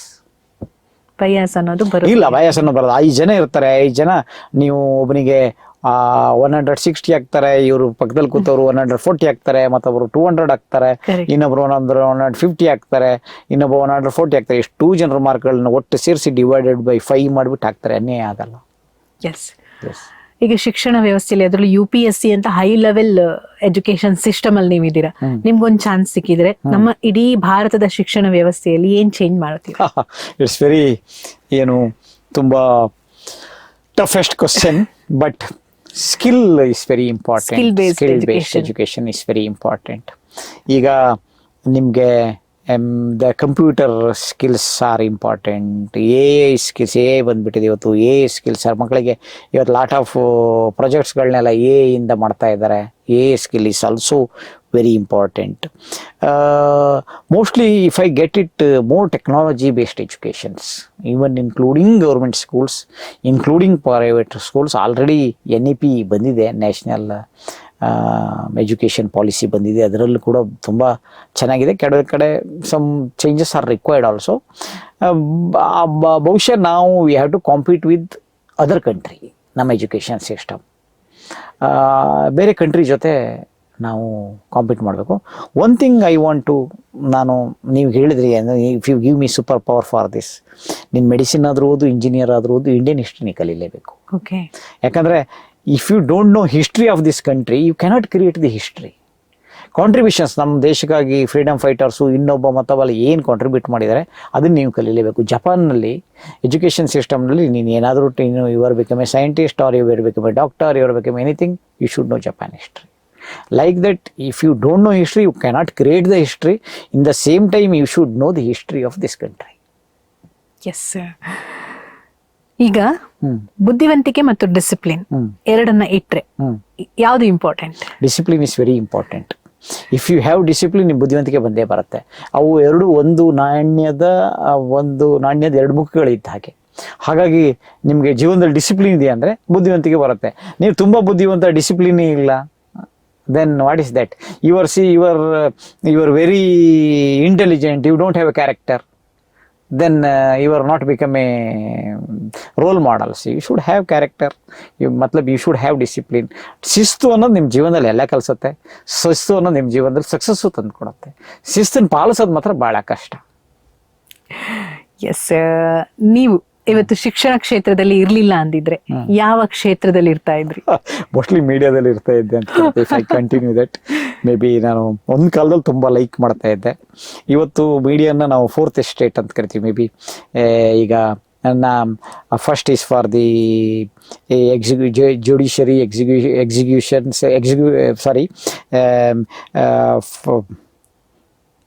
ಯಾವ್ದು ಕರಿತೀವಿ, ಸ್ಟಾಪ್ ಮಾಡ್ಬೋದಲ್ಲ? Yes, no problem. Media is the fourth estates ಅಂತ ಕರಿತೀವಿ. That is also the one of the powerful. ಬಹುಶಃ ನಾನು ಅದರಲ್ಲಿ ಇರ್ತಾ ಇದ್ದೆ. I saw that media we can become a good networking, connecting for the successful persons. ನಾನು ಕೂಡ the Kargil war time, I was in ETV, then I debuted there. Then Gujarat earthquake ಆದಾಗ almost all I am the first man reached for the Bhuj. For that ನನಗೆ adventure journalism is very interesting. Till today is interesting. Maybe ಆ ಥರ ಯಾವ್ದಾದ್ರು ನಿಮ್ದೇ ಒಂದು channel ಅಲ್ಲಿ, may be somewhere somewhat ನನಗೆ entrepreneurship ಇರೋದ್ರಿಂದ ಅಲ್ಲೂ ಸಹ ಎಂಟರ್ಪ್ರಿನರ್ ಎಸ್ ಆಗ್ತಿದೆ ಖಂಡಿತ. ತುಂಬಾ ವಿಚಾರಗಳನ್ನ ಹಂಚ್ಕೊಂಡ್ರಿ ಇವತ್ತು ನಮ್ಮ ಒಂದು ಕಾರ್ಯಕ್ರಮದಲ್ಲಿ ಬೆಂಗಳೂರಿಂದ ಬಂದ ಇನ್ನೊಂದು ಸೇರಿಸ್ಬಿಡ್ತೀನಿ ಇದಕ್ಕೆ. ಖಂಡಿತ politics is also very very interesting. Okay, ಹಾಗಿದ್ರೆ ಫ್ಯೂಚರ್ ಅಲ್ಲಿ ಅಲ್ಲ, ಇನ್ನು ಆಗ್ತೀನಿ ಅನ್ನೋದು ನಾನು ಆ ಒಂದು ಹೋಪ್ಸ್ ಅಲ್ಲಿ ಇಲ್ಲ. ಅಂದ್ರೆ ಆಗ್ಲೇಬೇಕು ಅನ್ನೋ ಇದ್ರ ಫಿಲಾಸಫಿಕಲ್ ಮೈಂಡ್ ಅಲ್ಲಿ ಇದೀನಿ. ಅಂದ್ರೆ ಏನಿದು ಬೇಕಾದ್ರೆ ನೋಡೋಣ, ಇಲ್ಲ ಅಂದ್ರೆ ದಟ್ಸ್ ಆಲ್ ಅಂದ್ರೆ ಅದ್ರ ಬಗ್ಗೆ ಪ್ರಯತ್ನದಲ್ಲಿ ನಾನೇನು ಇಲ್ಲ. ಬಟ್ ದ ಪೊಲಿಟಿಕ್ಸ್ ಅನ್ನೋದಂದ್ರೆ the sincere politics, the stalwart politics ಮಾಡ್ತಾರಲ್ಲ, ಅಂದ್ರೆ I am not talking about the politics, I am talking about the parliamentarians. ಇಂಥದ್ದು ನನಗೆ ನಿಜವಾಗ್ಲೂ ವೆರಿ ತುಂಬಾ ಖುಷಿ ಕೊಡ್ತಕ್ಕಂಥದ್ದು, ಒಳ್ಳೆ ಪಾಲಿಸಿ ಮೇಕಿಂಗ್ ಮಾಡ್ತಕ್ಕಂಥದ್ದು, ಸರ್ಕಾರಕ್ಕೆ ಒಳ್ಳೆ ಸ್ಕೀಮ್ಗಳನ್ನ ಕೊಡ್ತಕ್ಕಂಥದ್ದು, ಬಜೆಟಿಂಗ್ ನಲ್ಲಿ ಒಳ್ಳೊಳ್ಳೆ ವಿಚಾರಗಳನ್ನು ಸೇರಿಸ್ತಕ್ಕಂಥದ್ದು. Till today the some politicians are those who know me, ನನ್ನ ಥಿಂಕ್ ಟ್ಯಾಂಕ್ ತರ ಇರ್ರೆಸ್ಪೆಕ್ಟಿವ್ ಆಫ್ ದ ಪಾರ್ಟಿ ಬಳಸ್ಕೊಂತ ಇದ್ದಾರೆ. I don't disclose some schemes for Karnataka, for my side. Long back 10 years back ನನ್ನ ಸರ್ಕಾರ ಬಳಸ್ಕೊಂಡಿದ್ದೀನಿ. ನಾನು ಒಳ್ಳೊಳ್ಳೆ ಸ್ಕೀಮ್ಗಳನ್ನು ಕೊಟ್ಟಿದ್ದೀನಿ. ನಾನು ಯಾವತ್ತೂ MP ಪ್ರಕಾಶ್ ಅವ್ರನ್ನ ನೆನೆಸ್ಕೊಳ್ಳೋದಕ್ಕೆ ಪೊಲಿಟಿಕ್ಸ್ ನಲ್ಲಿ ಇಷ್ಟಪಡ್ತೀನಿ. The sir is utilise me for the lot of things. Super. ಹಾಗಾದ್ರೆ ಫ್ಯೂಚರ್ ಅಲ್ಲಿ ನಾವು ಇನ್ನೊಂದು ಇಂಟರ್ವ್ಯೂ ಮಾಡುವಾಗ ಮೇ ಬಿ ಹೇಳೋದಕ್ಕಾಗೋದಿಲ್ಲ. ನಾನು ಅಂದ್ರೆ I am not for the general politics, general elections, ಇನ್ನೊಂದು ಮತ್ತೊಂದನ್ನ ನಾನು I am not liking for that. But ಬೇರೆ ರೀತಿಯ ಅಂದ್ರೆ ಪೊಲಿಟಿಕ್ಸ್ ಅಂದ್ರೆ ಎಲೆಕ್ಷನ್ ಕಂಟೆಸ್ಟ್ ಮಾಡೋದು, ಅಥವಾ ಇವರು become a member of parliament or ಇವರು become a member of the legislations ಅನ್ನೋದು ಮಾತ್ರ ಅರ್ಥ ಅಲ್ಲ. ದ ಪೊಲಿಟಿಕ್ಸ್ ನ lot of other things also there. ಜನ ಏನ್ ಎಣಿಸ್ಕೊಂಡಿದ್ರ ಅಂದ್ರೆ ರಾಜಕಾರಣಕ್ಕೆ ಬಂದಂದ್ರೆ ಅವ್ನು ಕಂಟೆಸ್ಟ್ ಮಾಡ್ಬೇಕು, ಅವನಿಗೆ ಸೀಟ್ ಸಿಗ್ಬೇಕು, ಅವ್ನಿಗೆ ಸೀಟ್ ಸಿಕ್ಕಿಲ್ಲ ಅಂದ್ರೆ ಪಾಪ ಅವ್ನು ಫೇಲು, ಸೀಟ್ ಸಿಕ್ಕಂದ್ರೆ ಅವ್ನು ಪಾಸು ಅಂತ ಎಣಿಸ್ಕೊಂಡಿದ್ದಾರೆ. ಅದು ಜನರ ಥಿಂಕಿಂಗ್. ಆ ಥಿಂಕಿಂಗ್ ಮಧ್ಯೆ ನಾವು ಹೋಗೋದಕ್ಕಾಗತ್ತಿಲ್ಲ. ಅಲ್ಲೇ ನಾಲೆಜ್ ಪವರ್ ಅನ್ನೋದು ಅದ್ರ ಬಗ್ಗೆ ಗೊತ್ತಿರೋರಿಗೆ correct. Thank you very much ಇಷ್ಟೊತ್ತು ನಮ್ಮ ಜೊತೆ ಇದ್ದು ನಿಮ್ಮ ಮನಸ್ಸಿನ ಮಾತುಗಳನ್ನ, ಜೊತೆಗೆ ಯಾರೆಲ್ಲ ಸಿವಿಲ್ ಸರ್ವಿಸ್ ಎಕ್ಸಾಮ್ ಅನ್ನ ಸೀರಿಯಸ್ ಆಗಿ ತಗೋಬೇಕು ಅಂತಿದ್ದಾರೆ ಅವರಿಗೆ ಬಹಳಷ್ಟು ಉಪಯುಕ್ತ ಆಗುತ್ತೆ ಈ ಒಂದು ಇಂಟರ್ವ್ಯೂ ಅಂತ ಅನ್ಕೊಂಡಿದೀನಿ ಸರ್. ಖುಷಿ ಆಯ್ತು. ತುಂಬಾ ವರ್ಷಗಳಿಂದ ಅನ್ಕೋತಾ ಇದ್ದೆ ನಿಮ್ಮನ್ನ ಮಾತಾಡಿಸ್ಬೇಕು ಅಂತ, ಯಾಕಂದ್ರೆ ನನಗೆ ಪರ್ಸನಲಿ ಮೊದ್ಲಿಂದ ನಾನು ಸಹ ಇದರಲ್ಲೇ ನಾನು ಏನೋ ಮಾಡ್ಬೇಕು ಅನ್ನುವಂಥದ್ದು ಇದ್ದದ್ದಕ್ಕೆ ಒಂದು ರೀಸನ್. ಇನ್ನೊಂದು, ನಮ್ಮ ಕರಾವಳಿ ಕರ್ನಾಟಕದಲ್ಲಿ ಇನ್ನು ಹೆಚ್ಚಿನ ಜನ ಬರ್ಬೇಕು ಈ ಒಂದು ಫೀಲ್ಡ್ಗೆ, ಸ್ವಲ್ಪ ದೊಡ್ಡ ದೊಡ್ಡ ಪೊಸಿಷನ್ ಅಲ್ಲಿ ಬರ್ಬೇಕು, ಅವರೊಂದಿಷ್ಟು ಜನರಿಗೆ ಇನ್ಸ್ಪೈರಿಂಗ್ ಆಗಿರ್ಬೇಕು ಅನ್ನುವಂತ ಒಂದು ಆಸೆ ಇತ್ತು. ಸೊ ಅದು ಇವತ್ತು ನಿಮ್ಮ ಒಂದು ಪಾಡ್ಕಾಸ್ಟ್ ಜೊತೆಗೆ ಆಗ್ತಾ ಇದೆ ನಮ್ಗೆ ಆ ಕನಸು, ಆಸೆ ಅನ್ನುವಂಥದ್ದು. ಅಂಡ್ ಅದಕ್ಕೋಸ್ಕರ ನಿಮಗೆ ನಾನು ಥ್ಯಾಂಕ್ಸ್ ಹೇಳ್ತಾ ಇದ್ದೀನಿ. Thank you very much sir. Thank you Nayan ಅವರೇ, ಯಾಕಂದ್ರೆ I also very thankful for you. ನೀವು ಇವತ್ತು ಜನರಿಗೆ ನಮ್ಮ ಮನಸ್ಸಲ್ಲಿ ಏನಿದೆ ಅಥವಾ ಏನು ಮಾಡ್ಬೋದು ಅನ್ನೋದ್ರ ಬಗ್ಗೆ ಇವತ್ತು ನಿಮ್ಮ ಬಾಡ್ಕಾಸ್ಟ್ ಮೂಲಕ ಜನರಿಗೆ ಒಂದು ಸಂದೇಶ ಕೊಡ್ತಾ ಇದ್ದೀರಿ. That is very good. Not only this, ಇನ್ನೂ ಸುಮಾರು ವಿಷಯಗಳನ್ನ ನಾವು ಮಾತಾಡ್ಬೋದು. I am not particular, but Karavali ನಮ್ಮ ಈ ಊರಿಗೆ ಅಂತಲ್ಲ, ನಾನು I don't want to limit myself for the ಕರಾವಳಿಗಂತಲ್ಲ. ಐ ವಾಂಟ್ ಟು ಇದು ಎಂಟೈರ್ ಕರ್ನಾಟಕ. ಅವರಿಗೆ ನಮ್ಮ ಬಹಳಷ್ಟು ಗ್ರಾಮೀಣ ಭಾಗದಲ್ಲಿದ್ದಂಥ ವಿದ್ಯಾರ್ಥಿಗಳಿಗೆ ನನಗೇನು ಗೊತ್ತಿಲ್ಲಪ್ಪ ಇದಂದ್ರೆ ಏನೋ ಒಂದು ಇದೆಯಂತೆ ಜೀವನದಲ್ಲಿ ಅನ್ನೋ ಗೊತ್ತಿಲ್ಲದೆ ಇರೋದವರಿಗೆ ಇನ್ನು ಬೇರೆ ಬೇರೆ ಮಾರ್ಗದರ್ಶನಗಳನ್ನ ನಾವು ಈ ಪಾಡ್ಕಾಸ್ಟ್ಗಳ ಮೂಲಕ ಕೊಡಬಹುದು. ಖಂಡಿತ ಸರ್. ಮುಂದಿನ ದಿನಗಳಲ್ಲಿ ನೆಕ್ಸ್ಟ್ ಎಪಿಸೋಡ್ ಅಲ್ಲಿ ಈಗ ನನ್ನ ಪ್ರಶ್ನೆಗಳಿಗೆ ನೀವು ಉತ್ತರ ಕೊಟ್ರಿ, ಮುಂದೆ ನಿಮ್ಮದೇ ಪ್ರಶ್ನೆಗಳಿಗೆ ಉತ್ತರವನ್ನ ಕೇಳುವ ಅಂತ ಕೇಳ್ತಾ ಬಹಳಷ್ಟು ವಿದ್ಯಾರ್ಥಿಗಳಿಗೆ ಮತ್ತು ಇಲ್ಲಿ ಈ ಗೌರ್ಮೆಂಟ್ ಕಡೆ ಹೋಗ್ಬೇಕು, ಗೌರ್ಮೆಂಟ್ ಸರ್ಕಾರಿ ನೌಕರನ ಆಗ್ಬೇಕು ಅಂತಕ್ಕಂಥ ಆಸೆ ಇಟ್ಕೊಂಡಂತ ವಿದ್ಯಾರ್ಥಿಗಳಿಗೆ ಅಲ್ಲೊಂದು ಚಾರ್ಮ್ ಇದೆ ಸರ್ಕಾರದಲ್ಲಿ. ಸರ್ಕಾರದ ಒಳಗೆ ಬಂದ್ಮೇಲೆ ನಾನು ಪವರ್ ಇದೆ ಅಂತ ಹೇಳಕ್ಕೆ ಇಷ್ಟಪಡಲ್ಲ. ನಾನು ಪುನಃ ಅದನ್ನು ಹೇಳ್ತೀನಿ, ದಿ ಸಿವಿಲ್ ಸರ್ವಿಸ್. ಎಲ್ಲರೂ ನನ್ನ ಪವರು ಅಂತಾರೆ. Even UPSC is also, if your a power hungry ಅಂತಿದ್ರೆ ಇನ್ನು ಇಂಟರ್ವ್ಯೂನಲ್ಲಿ ನಿಮ್ಮನ್ನು ಅವ್ರು ಸಿಲೆಕ್ಷನ್ಸೇ ಮಾಡಲ್ಲ. ಸರ್ವಿಸ್ ಮೈಂಡೆಡ್ ಜನ ಬೇಕು. ನೀವು ದೇಶಕ್ಕಾಗಿ ಸರ್ವಿಸ್ ಮಾಡ್ತೀನಿ, ಈ ಥರ ಗೌರ್ಮೆಂಟ್ ಸರ್ವಿಸು ನಾನ್ ಕರಪ್ಟ್ ಆಗಿ ಮಾಡ್ತೀನಿ ಅನ್ನತಕ್ಕಂಥ ಎಲ್ಲ ಗ್ರಾಮೀಣ ಭಾಗದ ಎಲ್ಲ ಜನರಿಗೆ most welcome for this podcast. Yes, ಖಂಡಿತ. ಅಂಡ್ ನೀವು ಕೂಡ ತುಂಬಾ ಡೈರೆಕ್ಟ್ ಆಗಿ ಇಂಡೈರೆಕ್ಟ್ ಆಗಿ ಸಮಾಜ ಸೇವೆಯಲ್ಲೂ ಕೂಡ ತೊಡಗಿಸ್ಕೊಂಡಿದ್ದೀರಾ. ತುಂಬಾ ಜನ ವಿದ್ಯಾರ್ಥಿಗಳಿಗೆ ಮಾರ್ಗದರ್ಶನ ಕೊಡ್ತಾ ಇದ್ದೀರಾ. ಹಾಗೆ ಸಂಘ ಸಂಸ್ಥೆಗಳ ಮೂಲಕ ಅಲ್ಲಿರುವಂತ ಹುದ್ದೆಗಳ ಮೂಲಕ ಸಮಾಜಕ್ಕೆ ವಾಪಸ್ ಕೊಡುವಂತ ಕಾರ್ಯ ಮಾಡ್ತಾ ಇದ್ದೀರಾ. ಇದು ಹೀಗೆ ಸಾಕ್ತಾ ಇರಲಿ. ಒಂದು ಮ್ಯಾಟರ್ ಮರ್ತು ಬಿಟ್ಟಿದ್ದೀನಿ ನಾನು. ನಾವು ಯೂನಿವರ್ಸಲ್ ಕೋಚಿಂಗ್ ಸ್ಟಾರ್ಟ್ ಮಾಡಿ ಇದು 25ನೇ ವರ್ಷ, 25 ವರ್ಷ ಆಗಿದೆ. ಈ 25 ವರ್ಷದಲ್ಲಿ 8031 ಆಫೀಸರ್ಸ್, ಅಂದ್ರೆ ಎಲ್ಲರೂ ಆಫೀಸರ್ಸ್ ಅಂತ ಹೇಳಲ್ಲ, PC to IPS, FD, SDC to ಸರ್ಕಾರಿ ನೌಕರಿ. ಸರ್ಕಾರಿ ನೌಕರರು, PDOಗಳಿರ್ಬೋದು, ಹೈಸ್ಕೂಲ್ ಟೀಚರ್ಸ್ಗಳು ಇರ್ಬೋದು, ಸ್ಕೂಲ್ ಟೀಚರ್ಸ್ ಇರ್ಬೋದು, ಸಬ್ ಇನ್ಸ್ಪೆಕ್ಟರ್ ಆಫ್ ಪೊಲೀಸ್ಗಳಿರ್ಬೋದು, ತಹಶೀಲ್ದಾರ್ಸ್ ಇರ್ಬೋದು, ಅಸಿಸ್ಟೆಂಟ್ ಕಮಿಷನರ್ಸ್ ಇರ್ಬೋದು, IRS, IPS, IAS, there are so many officers from organisation. ನಾವು ಈ ವರ್ಷ ಒಂದು 100 ಮಕ್ಕಳಿಗೆ ಉಚಿತವಾಗಿ ಒಂದು 6 ತಿಂಗಳ ಕಾಲ ಶಿಕ್ಷಣ ಕೊಡಬೇಕು ಅಂತಿದ್ದೀವಿ. ಅದು ಈಗಾಗಲೇ ಇದೇ ತಿಂಗಳು ಸ್ಟಾರ್ಟ್ ಆಗುತ್ತೆ, ಇನ್ನೊಂದೇನು ನೆಕ್ಸ್ಟ್ ವೀಕ್ನಲ್ಲೇ ಸ್ಟಾರ್ಟ್ ಆಗುತ್ತೆ ಆ ಪ್ರೋಗ್ರಾಮಿಗೆ. ನಮ್ಮ ಈ ಪಾಡ್ಕಾಸ್ಟ್ ಕೇಳಿದವರು ಯಾರಾದರೂ ನಿಮಗೆ ಆಸಕ್ತಿ ಇದ್ದರೆ, ನಮ್ಮದೊಂದು ಎಂಟ್ರೆನ್ಸ್ ಎಕ್ಸಾಮಿನೇಷನ್ಸ್ ಇರುತ್ತೆ, ಸ್ಮಾಲ್ ಎಂಟ್ರೆನ್ಸ್ ಎಕ್ಸಾಮಿನೇಷನ್ಸ್ ಬಂದರೆ ನಾವು ಬೆಂಗಳೂರಿನಲ್ಲಿ 5 ರಿಂದ 6 ತಿಂಗಳು ಉಚಿತವಾಗಿ ಶಿಕ್ಷಣ ಕೊಡ್ತೀವಿ ನಿಮಗೆ. ನೀವು ಊಟ ತಿಂಡಿ ಹಾಸ್ಟೆಲ್ಗಳ ವ್ಯವಸ್ಥೆನ ಅವ್ರು ನೋಡ್ಕೊಳ್ಬೇಕು.